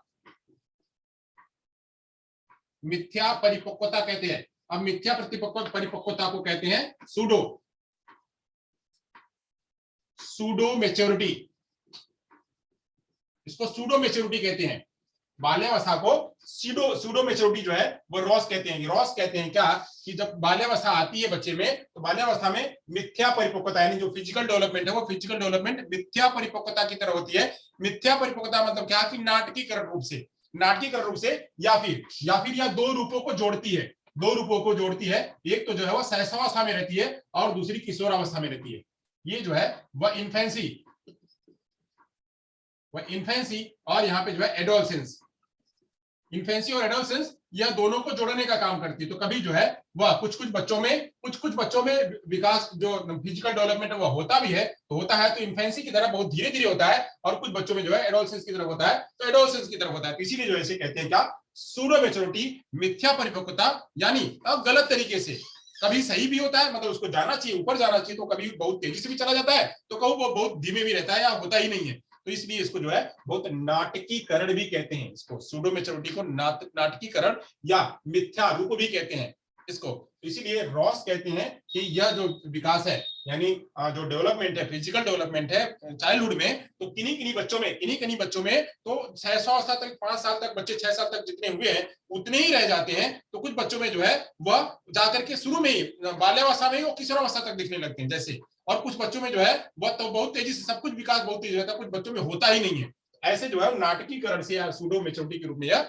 जाना जाता है। यहाँ पे कोई फिक्स नहीं है कि वह होगा ही नहीं होगा तो कितना होगा। इसीलिए रूसो कहते हैं कि यह यहाँ पे है। अब वही बात करें शैशवावस्था का बिल्कुल फिक्स होता है। शैशवावस्था में बच्चे का इतना विकास हो जाएगा, इतना डेवलपमेंट, ग्रोथ, ये सब हो जाएगा। जब बच्चा किशोरावस्था में होता है तो किशोरावस्था के भी लक्षण दिखाई पड़ते हैं कि बच्चे के सामने सारे कुछ प्रतिलक्षित होते हैं, मूछें आने लगेंगी, दाढ़ी आने लगेगी, और उनके अंदर हार्मोन्स के डेवलपमेंट, उनके हाइट बढ़ने लगेगी, ये सब कुछ दिखने लगता है। जबकि चाइल्डहुड में ऐसा नहीं दिखता है। बच्चा जैसे शैशवावस्था में था वैसा दिख रहा है, 4 साल 5 साल तक तो वैसा ही दिख रहा है। इसीलिए इसको कहते हैं कि बहुत नाटकीकरण से विकास इसका होता है, कब बढ़ जाता है कब घट जाता है पता ही नहीं चलता है। तो ऐसे इसको सूडो मैच्योरिटी कहते हैं। ये याद रखिएगा कि सूडो मैच्योरिटी किसने कहा है, मिथ्या परिपक्वता किसने कहा है, बाल्यावस्था को। तो ये याद रखिएगा कि मिथ्या परिपक्वता जो है वह रॉस ने कहा हुआ है। ये पॉइंट आप लोग याद रखिएगा। मानसिक क्षमताओं में स्थिरता, मानसिक क्षमताओं में भी स्थिरता होती है। बच्चे का जो मानसिक क्षमता है, मानसिक क्षमता मैंने बताया कि इसमें मात्र 5% का ही डेवलपमेंट होता है। यानी जो 5 सालों में, 6 से 12 वर्ष तक की अवस्था में मात्र 5% का ही डेवलपमेंट होता है। 5%, यानी पूरे विकास का जो पूरा 100% है, पूरे बॉडी का जो 100% है, उस 100% में से मात्र 5% ही विकास होता है इसमें। बाकी विकास शैशवावस्था में हुए रहते हैं। इसलिए मानसिक क्षमताओं में भी क्या होती है, यहाँ पे भी स्थिरता रहती है। मानसिक क्षमताओं में भी स्थिरता रहती है। अगर कुल बात करें तो इसे कहेंगे कि मानसिक क्षमता जैसे शारीरिक अवस्था में स्थिरता थी, वैसे मानसिक में भी स्थिरता दिखाई पड़ती है। मानसिक योग्यताओं में वृद्धि होती है। मानसिक क्षमता तो स्थिरता है, बट मानसिक योग्यता में वृद्धि होती है। यहाँ पे जो मानसिक योग्यता है, तो मानसिक योग्यता को हम दूसरे शब्दों में कहेंगे। अब मानसिक योग्यता को हम दूसरे शब्दों में कहेंगे तो क्या कहेंगे, कोई मुझे बताए। यहाँ पे मानसिक जो योग्यता है, मैंने मानसिक क्षमता की बात करी कि 5% तक की वृद्धि होती है। अब मैं कह रहा हूं कि मानसिक योग्यता जो उसमें वृद्धि होती है। मानसिक योग्यता में मानसिक योग्यता में वृद्धि होती है, तो मानसिक योग्यता में वृद्धि होना मतलब क्या, मुझे कोई बताए। मानसिक योग्यता में वृद्धि, उसका मतलब क्या, मानसिक योग्यता में वृद्धि मतलब क्या, मानसिक योग्यता में वृद्धि मतलब क्या, कोई एक शब्द है, कोई एक शब्द है, वो एक शब्द क्या है, थिंकिंग, थिंकिंग, फटाफट फटाफट, थिंकिंग। मानसिक योग्यता का मतलब क्या, मानसिक योग्यता का मतलब क्या, मानसिक योग्यता का मतलब क्या, मानसिक योग्यता का मतलब क्या, फटाफट फटाफट फटाफट फटाफट फटाफट फटाफट, कैपेसिटी, थिंकिंग कैपेसिटी, फटाफट फटाफट फटाफट, जवाब दीजिए, जवाब दीजिए, थिंकिंग, जवाब दीजिए, थिंकिंग, जवाब दीजिए, फटाफट आना चाहिए भाई, इतना देरी नहीं लगनी चाहिए, आप लोग जितना देरी लगाते हो इतने में तो आ जाना चाहिए। नहीं, ये सही बताया, सतपाल जी ने सही बताया है कि क्या, कॉग्निटिव डेवलपमेंट, कॉग्निटिव डेवलपमेंट, मानसिक योग्यता का मतलब क्या, संज्ञान का विकास, संज्ञान का विकास। इसीलिए कहते हैं कि जो मानसिक मानसिक और संज्ञान ये दोनों वाइस वर्सा होते हैं, मैच करते हैं एक दूसरे के जैसा, एक दूसरे के जैसा ही दिखते हैं। तो जब मानसिक योग्यता क्षमता की बात करी गई, यानी उसका जो ये पूरा विकास है इतना, खाली ये उसके रूप में, यानी जो पैरेटल लोब है, टेम्पोरल लोब, ऑक्सीपिटल लोब है, ये सारा लेफ्ट हेमिस्फीयर राइट हेमिस्फीयर, ये अगर विकास हो गया तो इसे कहेंगे मानसिक विकास, ये पूरा मानसिक विकास है।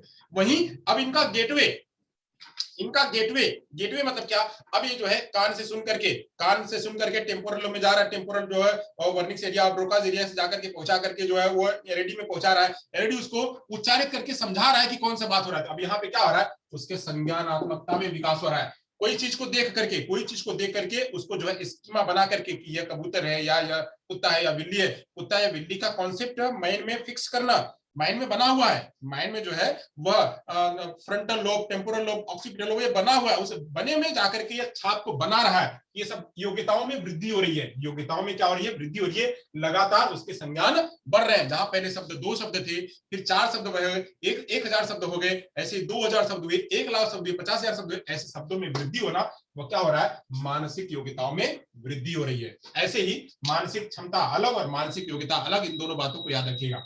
तो मानसिक क्षमता जो है वह मेंटल डेवलपमेंट को दर्शाता है, वही मानसिक योग्यता जो है वह कॉग्निटिव डेवलपमेंट को दर्शाता है। मानसिक क्षमता जो है वह मेंटल डेवलपमेंट को दर्शाता है, वही मानसिक योग्यता जो है वह क्या दर्शाता है, कॉग्निटिव डेवलपमेंट को दर्शाता है। चलिए आगे चलते हैं, आगे चलते हैं। यहां कंफ्यूज मत होइएगा, मैं दोनों की बात कर रहा हूं, एक क्षमता है और एक योग्यता है, ये दोनों की बात मैं बताया मैंने। चलिए आगे चलते हैं, आगे चलते हैं, आगे में चलते हैं। तो आत्मनिर्भरता की भावना यहां बच्चे में बढ़ने लगती है, बच्चा क्या है, सेल्फ डिपेंडेंट बनने लगता है, आत्मनिर्भर, आत्मनिर्भर, आत्मनिर्भरता की भावना जो है यहाँ पे बढ़ने लगती है बच्चे की, कि हम जो है अपने से खुद करेंगे, हम अपने से विद्यालय चले जाएंगे, हम अपने से जो है ये काम कर लेंगे, हम शॉप पे अगले अकेले चले जाएंगे, यहाँ पे मेरे साथ जाने की जरूरत नहीं है। तो यहाँ पे फीलिंग ऑफ सेल्फ डिपेंडेंसी आने लगती है, बच्चा जो है यहाँ पे मम्मी पापा का सहारा नहीं लेता है, बच्चा जो है यहाँ पे अपने भाई दीदी का सहारा नहीं लेता है, बच्चा अपने पीएस के साथ में वो सारा काम करके आ जाता है। तो फीस भरना है या विद्यालय में जाकर के कोई वस्तु लेके आना है या टीचर से बात करनी है या दादा से बात करनी, दादी से बात करनी, तो वहां पे वो किसी से डरता नहीं है, वो सारी बातें अपने से कर लेता है और करने के लिए प्रेरित होता है। मम्मी को कहता है मम्मी अब मैं छोटी नहीं रह गई हूँ, मैं छोटा नहीं रह गया हूँ, मुझे अब अकेले जाने दो, मैं अकेले करूंगी। तो ऐसे जो है वो आत्मनिर्भरता की भावना होती है। यहाँ तो मैं बात करने की, फीलिंग की, शेयर करने की बात कही। अब वही लिखने की बात, तो बच्चा जो है उसको पहले हाथ पकड़ा करके लिखाया जाता है, तो अब बच्चा हाथ पकड़ा करके लिखने का काम नहीं, वह सारा कुछ अपने से कर लेता है। वही और भी बात कि बच्चे को कपड़े वगैरह पहनाने का, उसका बाल बनाने का या सब कुछ करने का काम माँ या पिताजी उसके करते थे। अब जो है वहां बच्चा या बच्ची अपने से स्वतः खुद करने लगती है, तो यह जो है आत्मनिर्भरता की भावना भी इस अवस्था में जागृत होने लगती है। आगे चलते हैं, अगला जो बात है वो कह रहा है कि जिज्ञासा में प्रबलता, यहाँ पे क्यूरियोसिटी बढ़ने लगती है, ज्यादा जितना बच्चे के सामने जो जो बातें आती हैं उन बातों को बच्चा ज्यादा से ज्यादा सीखने का प्रयास करता है। तो जिज्ञासा की प्रबलता, जिज्ञासा की प्रबलता सहसावस्था में थी, तो सहसावस्था में वातावरण कम था, सहसावस्था में बच्चे के पास वातावरण कम था। अब यहाँ पे बाल्यावस्था में जैसे बढ़ रहा है तो इसका रेंज जो है बढ़ रहा है, बाल्यावस्था में रेंज बढ़ रहा है, रेंज बढ़ रहा है, तो बच्चे के पास क्यूरियोसिटी भी बढ़ रही है, किताबों में पढ़ रहा है, यहाँ देख रहा है, वहां देख रहा है, और एक के साथ में वो समझ रहा है कि पहले तुमको इसी बात को इस तरह से कहा गया था, अब ये इस तरह से कह रहा है, कैसे हो रहा है। तो इन दो वस्तुओं के बीच में जो डिफरेंशिएशन है, वो डिफरेंशिएशन के बारे में भी इसके अंदर में जिज्ञासा बढ़ने लगती है कि पहले तो ये मम्मी ने कहा होता, अब ये ऐसे कैसे हो गया, ये ऊपर क्यों हो रहा है, या नीचे क्यों नहीं हो रहा है, ये जो है वो जो फल जो है वो नीचे क्यों गिर रहा है, वो ऊपर ही क्यों नहीं चला गया। ऐसी बहुत सारी बातें जो है वह बच्चे के अंदर में जागृत होती है। तो ये इसलिए यहाँ पे जिज्ञासा की प्रबलता की भी बात करी जाती है। आगे चलते हैं तो यहाँ पे रचनात्मक कार्यों में भी रुचि होता है बच्चा रचनात्मक कार्य आउट ऑफ बॉक्स सोचने के लिए रचनात्मक कार्य में रुचि होने लगती है। अब रचनात्मक कार्य क्या कहेंगे, तो जैसे किसी डिबेट में भाग लेना, डिस्कशन में भाग लेना, कोई ड्राइंग करना, कोई गाना गाना, या फिर कोई आर्ट वगैरह करना, या फिर जो है क्रिकेट खेलना, वॉलीबॉल खेलना, क्रिकेट खेलना, इन सब चीजों में जो रचनात्मक कार्य है, जो आउट ऑफ बॉक्स है, जो पढ़ाई लिखाई के हट करके थोड़े हैं, उनमें बच्चा जो है यहाँ पे ज्यादा भाग लेने लगता है। कंस्ट्रक्टिव वर्क में जो है वो रुचि लेने लगता है बच्चा। और चीजों में जैसे कंप्यूटर में जो है, कंप्यूटर में कुछ और अलग तरीके का कोई डिजाइन बनाना, या कुछ ये करना, कुछ दूसरा करना, वह अलग अलग प्रकार के हर चीजों में जो है कुछ इनोवेशन, बच्चा इनोवेशन कार्य में यहाँ पे वह रुचि लेने लगता है। कौन सी अवस्था में? बाल्यावस्था में। यहाँ तक आपने समझ लिया। अब आगे चलते हैं। अगर आपने समझ लिया हो तो हम इसको रब करके आगे चलते हैं। आगे की बात करते हैं। अभी आगे और भी बात है यहाँ पे। अभी जो है सोशल डेवलपमेंट की बात होगी, अभी मेंटल डेवलपमेंट की बात होगी, अभी इमोशनल डेवलपमेंट की बात होगी, मोरल डेवलपमेंट की बात होगी। ये सब बातें भी इसमें है करनी, ये सब बातें भी इसमें करनी है डेवलपमेंटल कैरेक्टरिस्टिक में। अब यहाँ पे आगे चलते हैं। सामाजिक तथा नैतिक गुणों का विकास होता है बच्चे के अंदर में। सामाजिक तथा नैतिक गुणों का भी विकास इसी अवस्था में होता है।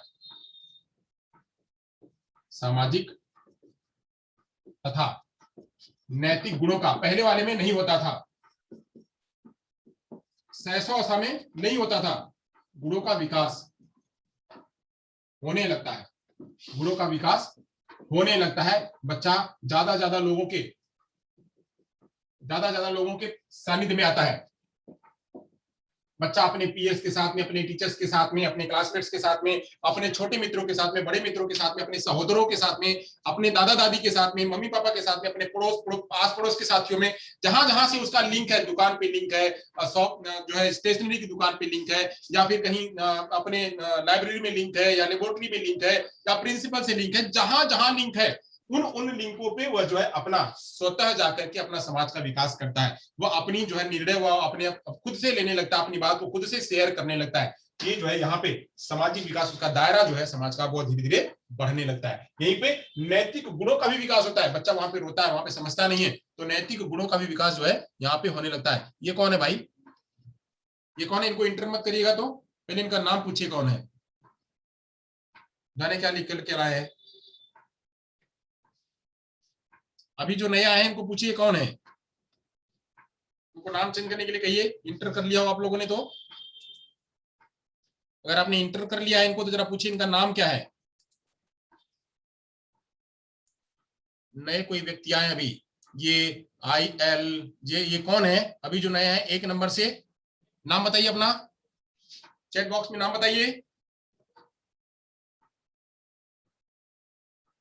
चैट बॉक्स में नाम बताइए, आप कौन है? सर म्यूट है वो अभी। नंबर से आए हैं, नाम बताइए अपना।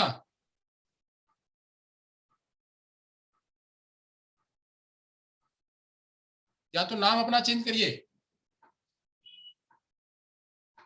नाम अपना चेंज करिए।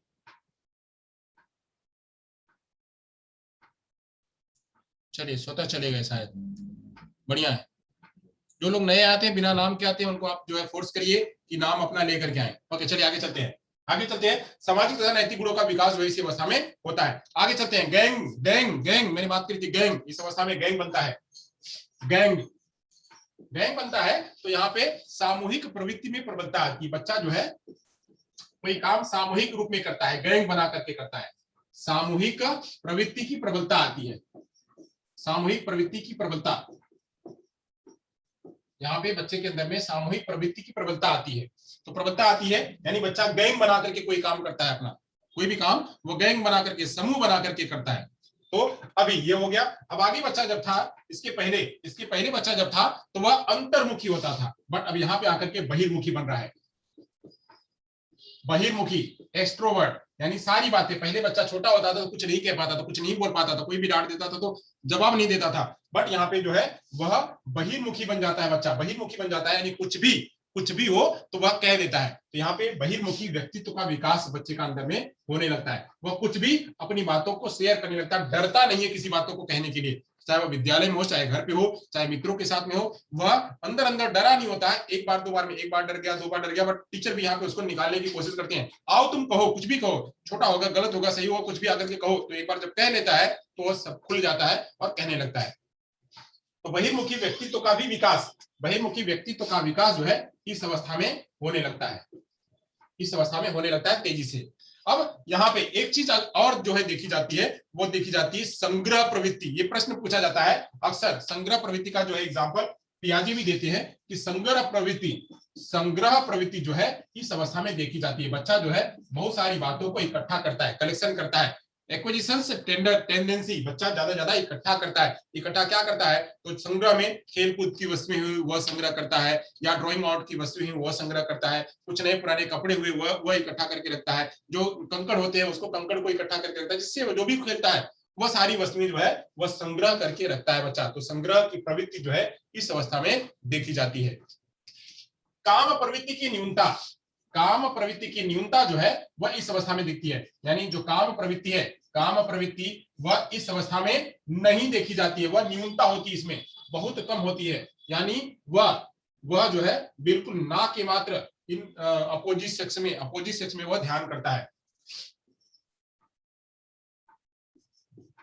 तो काम प्रवृत्ति की जो भावना है वो इस अवस्था में बहुत ही ना के बराबर होती है। रुचियों में परिवर्तन देखने को मिलता है यहाँ पे, कभी ये रुचि तो कभी वह रुचि, रुचियां जो है वह इसकी बदलते रहती है। तो कभी वो ड्राइंग में जाना चाहता है, तो कभी आर्ट में जाना चाहता है, तो कभी क्राफ्ट में जाना चाहता है, तो कभी वो क्रिकेट में जाना चाहता है। तो रुचियों में यहाँ पे परिवर्तन दिखता है। तो कभी क्या खाएगा तो कभी क्या खाएगा, कभी क्या पहनेगा तो कभी क्या पहनेगा। तो लगातार जो है इसका रुचि जो है वह परिवर्तन होते रहता है। तो रुचियों में परिवर्तन भी इस अवस्था में देखने को मिलता है। अब मुझे थोड़ा सा ये जो काम प्रवृत्ति है मैंने कल बताया हुआ था ओडिपस और इलेक्ट्रा, ओडिपस और इलेक्ट्रा, इसके बारे में चर्चा करूंगा आगे की स्लाइड में। इसको मैं थोड़ा सा और जो है एक्सप्लेन करूंगा। वहां पे ओडिपस और इलेक्ट्रा देखने को मिलता था, यहाँ पे कोई ओडिपस और इलेक्ट्रा देखने को नहीं मिलता है। जब ओडिपस और इलेक्ट्रा जो है वह शैशवावस्था में देखने को मिलता था, और आगे जाकर के किशोरावस्था में भी ओडिपस और इलेक्ट्रा देखने को मिलता है। चलिए, तो ये यहां तक हो गया। ये जो है इतने सारे जो है विकास, वह ये डेवलपमेंटल कैरेक्टरिस्टिक्स बच्चे के अंदर में, बाल्यावस्था के बच्चे के अंदर में ये इतनी सारी कैरेक्टरिस्टिक्स देखने को मिलती है। इतनी सारी कैरेक्टरिस्टिक्स देखने को मिलती है कि सामाजिक और नैतिक गुणों में विकास जो होने लगता है, वह गैंग बनाने लगता है, बहिर्मुखी व्यक्तित्व का विकास होता है, संग्रह प्रवृत्ति होने लगती है, काम प्रवृत्ति होने लगती है, रुचियों में परिवर्तन होता है, फिजिकल डेवलपमेंट जो है बहुत ही नाटकीकरण से होता है, मेंटल डेवलपमेंट जो है वह मात्र 5% होता है, जबकि कॉग्निटिव डेवलपमेंट जो है बढ़ने लगता है। ये सारे विकास जो है हमने आपके सामने प्रस्तुत किए। चलिए अब आगे बात करते हैं, बाल्यावस्था में शिक्षा कैसी है। बाल्यावस्था में शिक्षा कैसी है उसकी बात करते हैं। अभी तो हमने एजुकेशन की बात करी कि एजुकेशन कैसा है। अब जो है यहाँ पे इसी बाल्यावस्था में एजुकेशन कैसे देंगे। अभी मैंने डेवलपमेंटल कैरेक्टरिस्टिक बताई, अब एजुकेशन की बात करते हैं। Education in childhood, education in childhood. अब ये यहाँ पे इस एजुकेशन के पर्पज से यह अवस्था बहुत ही महत्वपूर्ण मानी जाती है। शिक्षा की दृष्टि से यह अवस्था जो है बहुत ही मानी जाती है। इस अवस्था में इसीलिए इसको एलिमेंट्री एज भी कहते हैं, इसीलिए इसको एलिमेंट्री एज भी कहते हैं। तो एलिमेंट्री एज के आधार पे अब यह एक आधारशिला का रूप मानी जाती है। एलिमेंट्री एज के रूप में इसी अवस्था को आधारशिला यानी शिक्षा के पर्पज से इसको आधारशिला मानते हैं। इसको क्या मानते हैं? आधारशिला मानते हैं। आधारशिला मानते हैं, शिला में छोटी मात्रा है, आधारशिला मानते हैं इसको। एजुकेशन के पर्पज से इस अवस्था को या पूरे संपूर्ण जीवन का आधारशिला मानते हैं। यहाँ पे जैसा कुछ बच्चे का विकास हो गया एजुकेशन का, वह सारा कुछ उसी आधार पे बच्चा जाता है। यहाँ पे जो कुछ भी बच्चे को लिटरेसी डेवलपमेंट करा दी गई बच्चे को, वही लिटरेसी आगे जाकर के उसके वृद्धि में काम करता है, सारी चीजों में वृद्धि करता है। तो यह जो है इस पर्पज से भी, या रिपोजिटरी के पॉइंट ऑफ व्यू से भी यह जो है वो बहुत महत्वपूर्ण मानी जाती है। आगे, बाल्यावस्था के दौरान व्यक्ति के आधारभूत दृष्टिकोणों, मूल्यों तथा आदर्शों में भी काफी सीमा तक निर्धारण हो जाता है। यानी व्यक्ति क्या चाहता है, बच्चा जो है वो क्या बनना चाहता है, क्या बनना चाहता है, उसका दृष्टिकोण कैसा है, यानी उसका पॉइंट ऑफ व्यू कैसा है, उसका पॉइंट ऑफ व्यू कैसा है, उसका पॉइंट ऑफ व्यू कैसा है, वह कैसी पर्सनालिटी का होगा, उसकी पर्सनालिटी कैसी बनेगी, उसकी पर्सनालिटी कैसी बनेगी, यह सब का निर्धारण और इसी में हो जाता है, वह कौन से वैल्यू में आगे बढ़ेगा, उसका वैल्यू एजुकेशन क्या होगा, वह वैल्यू किस वैल्यू में आगे जाएगा, वैल्यू का दृष्टिकोण भी इसी अवस्था में जो है वह निर्धारण होता है। यानी जैसा पढ़ाएंगे, जैसा बच्चे को लेके जाएंगे, जैसा बनाएंगे, बच्चा वैसा ही बनेगा। यानी यही इसकी आधारशिला जो है वो बनती है। इसलिए इन सब दृष्टियों को ध्यान में रखते हुए, इन सब बातों को ध्यान में रखते हुए जो है इस अवस्था में एजुकेशन वह बहुत महत्वपूर्ण हो जाता है। एजुकेशन जो है वह इंपॉर्टेंट बन जाता है बच्चे के लिए, क्योंकि इसी अवस्था में बच्चे को आगे जाना है, इसी अवस्था में बच्चे को आधार बनाना है, बेस बनाना है, और इसी आधार में बच्चे को आगे लेके जाना है। तो इसलिए इस पॉइंट ऑफ व्यू से यह जो है बहुत ही महत्वपूर्ण मानी जाती है। तो अब एजुकेशन देंगे कैसे, एजुकेशन कैसे देंगे उसके बारे में चर्चा करते हैं। तो क्या क्या एजुकेशन देंगे, क्या क्या एजुकेशन देंगे और कैसे कैसे देंगे, क्या पॉइंट ऑफ व्यू को ध्यान में रखेंगे बच्चे को एजुकेशन देते समय, बाल्यावस्था की क्या क्या बातों को ध्यान में रखेंगे। तो मैंने बता दिया था, ये पॉइंट पूछा जाता है अक्सर, एक चाइल्ड डेवलपमेंट में एजुकेशन कैसे होगा, ये इसको आपको रिलेट करना है, इसको आपको रिलेट करना है कि चाइल्ड डेवलपमेंट में जो है वो एजुकेशन कैसे होता है। ये अलग से एक चैप्टर भी है इसमें चाइल्ड डेवलपमेंट में, सीटेट में, इसके बारे में। तो ये मैं अभी यहाँ पे ओवरव्यू आपको दे दे रहा हूँ, अगर लगेगा तो बताऊंगा, नहीं तो यहीं से आपको रिलेट कर लीजिएगा। चलिए आगे चलते हैं। यहाँ पे मैंने बताया कि बच्चे का जो है हाइट कितनी होती है, बच्चे का जो है वो वेट कितना होता है, बच्चे का जो है हेड कितना डेवलपमेंट होता है, बच्चे का टीथ कितना हो जाता है, ये सब कुछ मैंने चर्चा कर दी है। तो उन्हीं को ध्यान में रखते हुए हमको बच्चे को एजुकेट भी करना है, बच्चे के जो इंडिविजुअल डिफरेंस है उसको भी ध्यान में रखना है। तो चलिए, तो पहले सबसे पहले जो है हम ध्यान करेंगे किसकी, तो ध्यान करेंगे बच्चे का जो है वह शारीरिक विकास बच्चे का कैसा है, बच्चे का शारीरिक विकास कैसा है। तो शारीरिक विकास को ध्यान में रखते हुए, शारीरिक विकास को ध्यान में रखते हुए हम एजुकेशन देंगे। शारीरिक विकास को ध्यान में रखते हुए कैसे ध्यान में रखेंगे, ध्यान में रखते हुए तो कैसे ध्यान में रखेंगे, अक्सर छोटे बच्चे जो होते हैं, छोटे बच्चे होते हैं तो छोटे बच्चों का जो टाइम टेबल है वह बहुत कम समय का होता है। टाइम टेबल जो है जितना आपका 6 घंटे का 8 घंटे का होता है, उनका टाइम टेबल इतना नहीं होता है। तो टाइम टेबल में जो है हम सुधार करेंगे कि बच्चा कितनी देर तक शरीर के रूप में बैठ पाएगा, शारीरिक अवस्था उसकी कितनी देर वो बैठ पाएगा। तो छोटी क्लास में, स्टैंडर्ड फर्स्ट में, यह पॉइंट मैं अलग से नहीं बताऊंगा आपको, यही मैं समझाते चल रहा हूं। स्टैंडर्ड फर्स्ट में बच्चा जब जाता है, सेकंड में जाता है और थर्ड में जब रहता है, तो स्टैंडर्ड फर्स्ट, सेकंड, थर्ड में बच्चे की शारीरिक विकास के आधार पर उसका टाइम टेबल बनाया जाता है कि उसका जो टाइम टेबल है वह 3 से 4 घंटे का ही रहे, और ज्यादा बच्चा खेल कूद में बच्चा मनोरंजन करे, ज्यादा बच्चा जो है वह सारी बातों को, वातावरण को एक्सप्लोर करे। एक्सप्लोर करने पर जोर दिया जाता है। इसीलिए यहाँ पे बस मात्र 3 विषयों को पढ़ाया जाता है। वह 3 विषय क्या होती है, एक होता है मैथ, दूसरा होता है लैंग्वेज, और तीसरा होता है ईवीएस। बस ये 3 भाषाएं ही पढ़ाई जाती हैं बच्चे को। तो मैथ, लैंग्वेज और ईवीएस, ये 3 भाषाओं, ये 3 सब विषयों का ज्ञान बच्चे को कराया जाता है। उसके शारीरिक विकास को ध्यान में रखते हुए, शारीरिक विकास को ध्यान में रखते हुए उसको उतना ही, इसलिए कहा जाता है कि विदाउट बर्डन, और जो है उसके बैग का वजन, बस्ते का वजन नहीं होना चाहिए इस अवस्था में। इसीलिए एक्टिविटी बेस्ड लर्निंग, आई। इस एक्टिविटी बेस्ड लर्निंग में क्या कहा गया, इस एक्टिविटी बेस्ड लर्निंग में मैं पॉइंट जो बता रहा हूं उसको आप रिलेट करेंगे प्रश्न जब आगे आएगा। अगर जब प्रश्न आएगा, प्रश्न कैसा आएगा, अप्लाइड प्रश्न आएगा, तो आप इन सारी बातों को वहां पे रिलेट करेंगे। एक्टिविटी बेस्ड लर्निंग इसीलिए आई कि यहाँ पे बच्चे का जो शारीरिक विकास है, शारीरिक विकास उतना नहीं हुआ रहता है, यानी वह वजन को ढोने के लिए तैयार नहीं रहता है। तो वजन को ढोने के लिए नहीं रहता है, तो यहाँ पे विद्यालय में ही, क्लासरूम में ही बच्चे के लिए पुस्तक की व्यवस्था हो, क्लासरूम में ही बच्चे के लिए पुस्तक की व्यवस्था हो, पुस्तक अलग से लाने की व्यवस्था ना पड़े, बच्चा घर से ना लेके आए, सारी बातें हुई हो, बच्चा खाली फ्री बिना वैसे ही चले आए, आ करके यहाँ पे जो है वह खाली पढ़ करके फ्री होकर के विदाउट बर्डन वो आए, और जो अपनी पेस, अपनी गति के आधार पे पढ़ करके जाए। इसलिए एक्टिविटी बेस्ड लर्निंग को यह प्रमोट किया गया।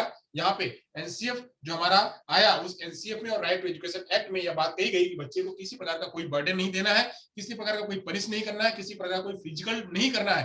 तो ये सारी बातों को इसीलिए ध्यान में रखा गया कि बच्चे का शारीरिक विकास जो है उस अवस्था में बहुत ही जो है नाजुक होता है, और वह उतनी बातों को ध्यान में नहीं कर पाएगा, वो सारी ज्ञान एक ही दिन में नहीं ले पाएगा। तो सारा ज्ञान, पूरी इंसाइक्लोपीडिया वो एक ही दिन में नहीं पढ़ पाएगा।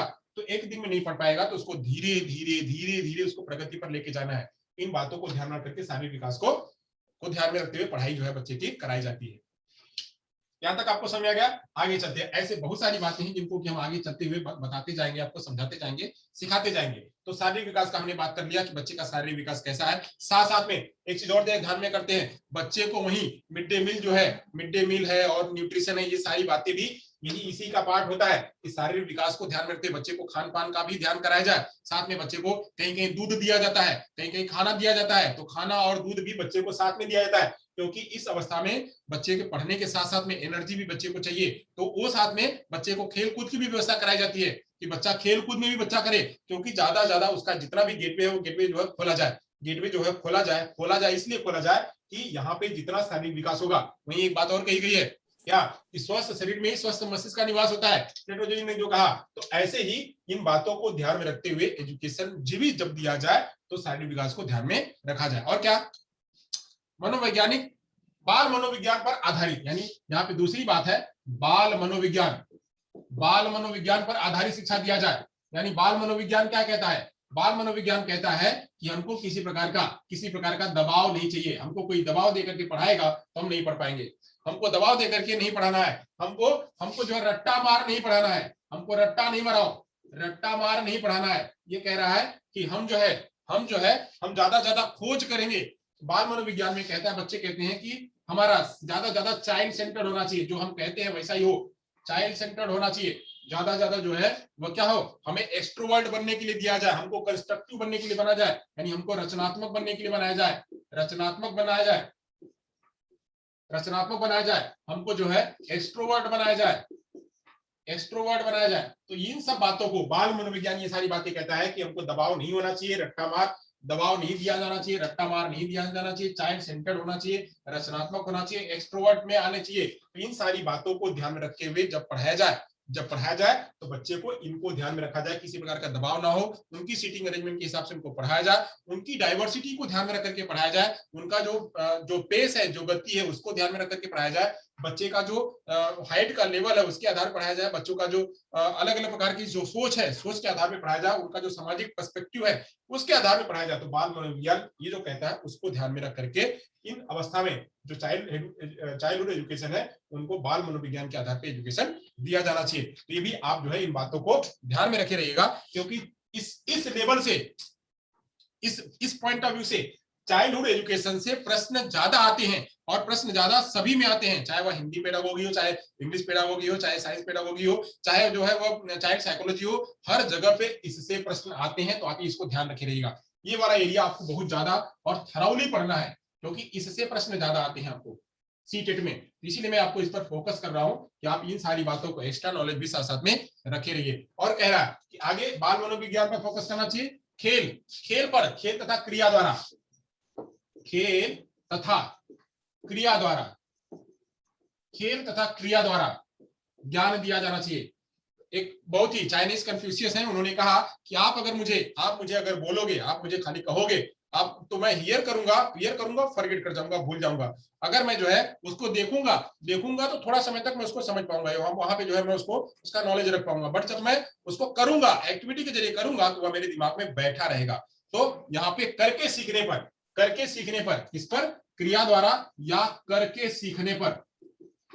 सीखने पर फोकस कराया जाए बच्चे को। तो बच्चा जितना करके सीखेगा उतना ही बच्चे का विकास होगा। तो करके सिखाएंगे कैसे, तो क्रिया के द्वारा और खेल के माध्यम से, जो कॉन्सेप्ट देना उसको खेल के माध्यम से सिखाया जाए तो बच्चा जो है वो ज्यादा सीखेगा। वहीं आगे इन्हीं खेल के माध्यम से बच्चे का भाषा विकास पर भी जोर दिया जाए, जो भी पढ़ाया जाए उसमें भाषा जरूर हो, भाषा जितना बच्चे के पास होगा वह सारे विषय में, चाहे वह हिंदी का विषय हो, चाहे अंग्रेजी का विषय हो, चाहे समाज सोशल साइंस का विकास हो, ईवीएस हो, चाहे वह मैथ हो, हर में भाषा को लेके आया जाए। तो भाषा पर भी बल दिया जाए, भाषा में जो दोनों बातों पर, जब भी कोई भी कॉन्सेप्ट सिखाया जाए तो लैंग्वेज के आधार पे और नॉलेज के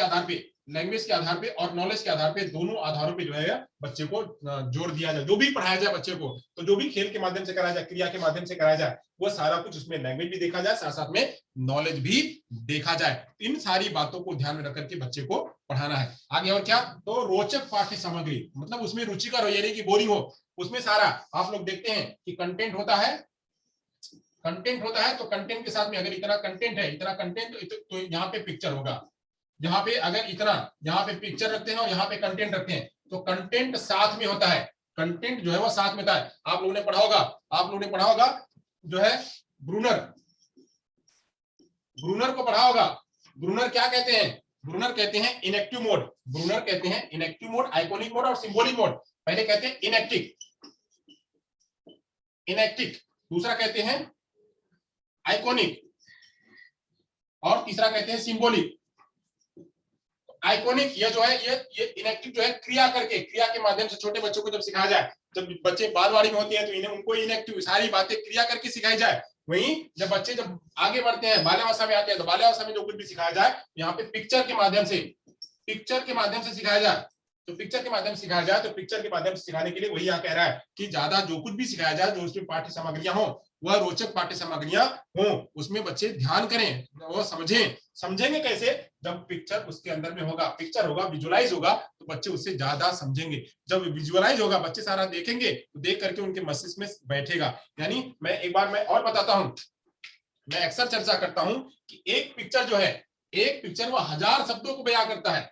अगर बच्चा आपने 1000 शब्द कहने हैं, अगर आपने 1000 शब्द कहने हैं, तो उन 1000 शब्दों में, उन 1000 शब्दों में अगर आप एक पिक्चर लगा दो, अगर आप एक पिक्चर लगा दो, तो उस पिक्चर से बच्चे जो है वो 1000 शब्दों को आसानी से ग्रहण कर पाएंगे। यानी जो एक पिक्चर है, एक पिक्चर किसी का भी, एक पिक यहाँ पे आपने बनाया, यह पिक 1000 शब्दों को बयां करता है, 1000 शब्दों को बयां करता है। तो हम 1000 शब्दों को कहने की जगह पे क्यों ना एक पिक्चर लगा दे, कुछ थोड़ा सा कंटेंट रखें और उस कंटेंट का बाकी का ज्यादा जो हिस्सा है वो बच्चा देख करके समझ करके खुद ही से समझ जाए। तो 1000 शब्द जो है वो ध्यान करें कि पिक करके बताएं, यानी जो पाठ्य सामग्री है वह कैसी हो, वह रोचक हो।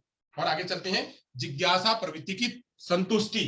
ज्यादा यहाँ पे टीचर इस तरह से बात करे कि बच्चे का जो भी डाउट्स है, जो भी क्यूरियोसिटी है, वह क्यूरियोसिटी ऑन स्पॉट बच्चे का सॉल्व होनी चाहिए। बच्चे के जितने भी प्रश्न हैं, उन जितने प्रश्न हैं, उन सारे प्रश्नों का जवाब माता के जरिए, पिता के जरिए, शिक्षक के जरिए, पीएस के जरिए वह सारे वह क्लियर होने चाहिए। यानी जिज्ञासा प्रवृत्ति की संतुष्टि, जिज्ञासा प्रवृत्ति की संतुष्टि होनी चाहिए बच्चे की।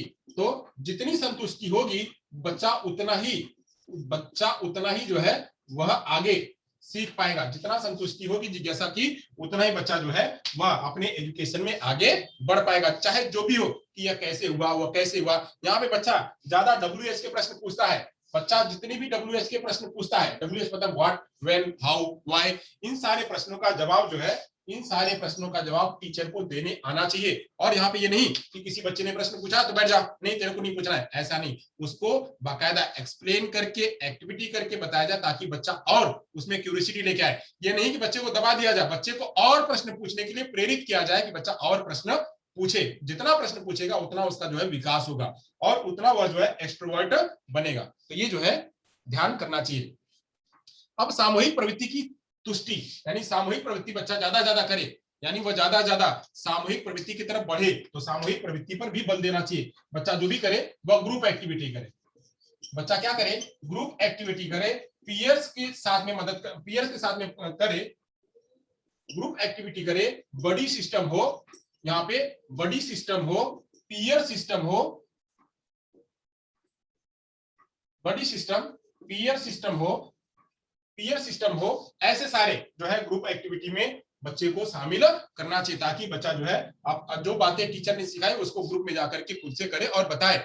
एक बात और कही जाती है कि जितना कोई सीखता है, जितना कोई सीखता है, सीखने में अगर किसी का विकास होता है, सीखने में अगर जितना विकास होता है, उसका बहुत ज्यादा विकास यानी सिखाने में होता है। अगर वही बच्चा सीख करके अगर किसी और को सिखाने लगा, बच्चा किसी को सिखाने लगा, तो उसका लगभग 90 से 95% का जो है वो लर्निंग हो जाती है। तो ऐसे बच्चे को सीख लिया, अब जाकर के अपनी बड़ी में जाकर के सिखाए और अपने बड़ी में जाकर के खुद से करे, खुद से करे। अच्छा करेगा, बुरा करेगा, सही करेगा, गलत करेगा, तो बच्चे को जो है वो समझ में आएगा। वैसे समूह प्रवृत्ति पर भी जोर दिया जाना चाहिए। मैं जितनी बातें बता रहा हूं, इतनी बातें आप नोट करे रहिएगा, ताकि यह सारे प्रश्न अप्लाइड बेस के आते हैं। मैं अप्लाइड में यह नहीं बताऊंगा कि इस तरह से प्रश्न पूछे जाएंगे तो आप इसका जवाब, मतलब ऐसे प्रश्न होंगे, मैं बिल्कुल डिक्टेट नहीं कराऊंगा, बट मैं आपको एक पॉइंट बता रहा हूं, ताकि आप जब आप प्रश्नों को पढ़ें तो आपको उसका जवाब देने आ जाए। आगे है रचनात्मक कार्यों की व्यवस्था करनी चाहिए। बच्चे को यहाँ पे रचनात्मक कार्य, कि बच्चा आर्ट कैसे करेगा, क्राफ्ट कैसे करेगा, बच्चा जो है वह कंप्यूटर पे कैसे बनाएगा, वह जो है वो खेल कूद कैसे करेगा, वह लंबी दौड़ कैसे लगाएगा, वह जो है कोई चीज में आकर के भाषण कैसे देगा, अपना डिबेट कैसे करेगा, अपनी बातों की अभिव्यक्ति कैसे करेगा, गाना कैसे गाएगा, तबला कैसे बजाएगा, हारमोनियम कैसे बजाएगा, इन सारी बातों को जो रचनात्मक कार्य हैं, जो आउट ऑफ बॉक्स कार्य हैं, उन आउट ऑफ बॉक्स कार्य को करने के लिए वहां पे वातावरण क्रिएट करना चाहिए, रचनात्मक कार्यों का अवसर दिया जाना चाहिए, रचनात्मक कार्यों का अवसर, और वो फैसिलिटी भी प्रोवाइड करानी चाहिए, वो व्यवस्था भी करानी चाहिए, यानी उसकी व्यवस्था भी यहाँ पे होनी चाहिए, रचनात्मक कार्यों के लिए अवसर और व्यवस्था भी होनी चाहिए। ये हो गया। आगे चलते हैं, अगली बात है संचय प्रवृत्ति को प्रोत्साहन। बच्चा जितना भी अगर कह रहा है कि सब क्या कचरा जुटा कर रखे हो, क्या कचरा इकट्ठा करके रखे हो, तो कचरा इकट्ठा करके रखे हो, कचरा क्यों बटोर के रखे हो, ऐसा नहीं, और लेके आओ। अच्छा इसका फायदा कहाँ होगा, लेके आए बच्चा तो उसको फायदा बताओ, इसका फायदा कहाँ होगा, इसका फायदा कहाँ होगा, इसका फायदा कहाँ होगा, तो फायदा बताओगे तो बच्चा जो है उन बातों को रखे रहेगा और आगे जाकर के उसका यूटिलाइज करेगा, उसका जो है प्रयोग करेगा। तो संचय प्रवृत्ति को प्रोत्साहन देना चाहिए। संचय प्रवृत्ति मतलब अक्सर लोग कहते हैं, जैसे हम बच्चे को बताते हैं पिगी बैंक, पिगी बैंक कहां से लेके आते हैं, तो पिगी बैंक में एक प्रकार का क्या है, वो कॉन्सेप्ट संचय प्रवृत्ति का ही कॉन्सेप्ट है। तो ऐसे संचय प्रवृत्ति को प्रोत्साहन देना चाहिए, संचय प्रवृत्ति को प्रोत्साहन देना चाहिए। और क्या देना चाहिए, तो और देना चाहिए सामाजिक गुण का विकास। बच्चे के अंदर में सामाजिक गुण का विकास कैसे हो, वह लीडर कैसे बने, अपनी टीम को लीड कैसे करे, और उस टीम की लीडिंग में कॉन्फिडेंशियलिटी कैसे रखे, उस लीड में एक दूसरे के साथ में कोऑपरेट कैसे करना है, तो कोऑपरेट कैसे करना है, लीड कैसे करना है, तो वह भी बच्चे को सिखाना कि जो है बच्चा जो है सामाजिक गुण का विकास कैसे करेगा। सामाजिक गुण का विकास, सामाजिक गुण का विकास भी यहाँ पे ध्यान करना चाहिए। सामाजिक गुण का विकास हो गया, फिर हो गया नैतिक शिक्षा। नैतिक शिक्षा पर भी जोर दिया जाना चाहिए, यानी जो भी कहानियां, जो भी कविताएं या जो भी कुछ बताया जाए तो उसमें नैतिकता हो, नैतिक शिक्षा का ज्ञान हो। इसीलिए जो है कुछ भी आप कहानी पढ़ाते हैं तो उसका जो मोरल है वह जरूर देते हैं कि मोरल क्या होगा, वह हो गया। फिर मानसिक विकास, मानसिक विकास पर बल दिया जाना चाहिए कि बच्चा ज्यादा ज्यादा जो गेटवे है उन गेटवे को एक्सप्लोर कर सके, गेटवे को एक्सप्लोर कर सके, उसके लिए भी बच्चे के लिए अवसर दिया जाना चाहिए। तो गेटवे को एक्सप्लोर करने के लिए भी अवसर दिया जाना चाहिए। चलिए यहां तक हो गया, तो अब आगे चलते हैं, यहां तक खत्म हो गया। ये आपने समझा कि कौन कौन से जो है चाइल्डहुड में एजुकेशन दिए जाने चाहिए, चाइल्डहुड में एजुकेशन कौन कौन से दिए जाने चाहिए, ये हो गया। अब थोड़ा सा और है, एक कॉन्सेप्ट हमारा रह गया, तो उस कॉन्सेप्ट को लेते हैं, फिर हम अपने प्रश्नों पे आते हैं। यहाँ तक हो गया, समझ आ गया। अगर किसी को कोई प्रश्न होंगे तो हमको चैट बॉक्स में कर देगा, लिख देगा। अगर किसी कोई प्रश्न होंगे तो चैट बॉक्स में हमको लिख करके बता देगा। चलिए mental development example, mental development, अभी का मेंटल डेवलपमेंट का एग्जाम्पल जैसे ये है।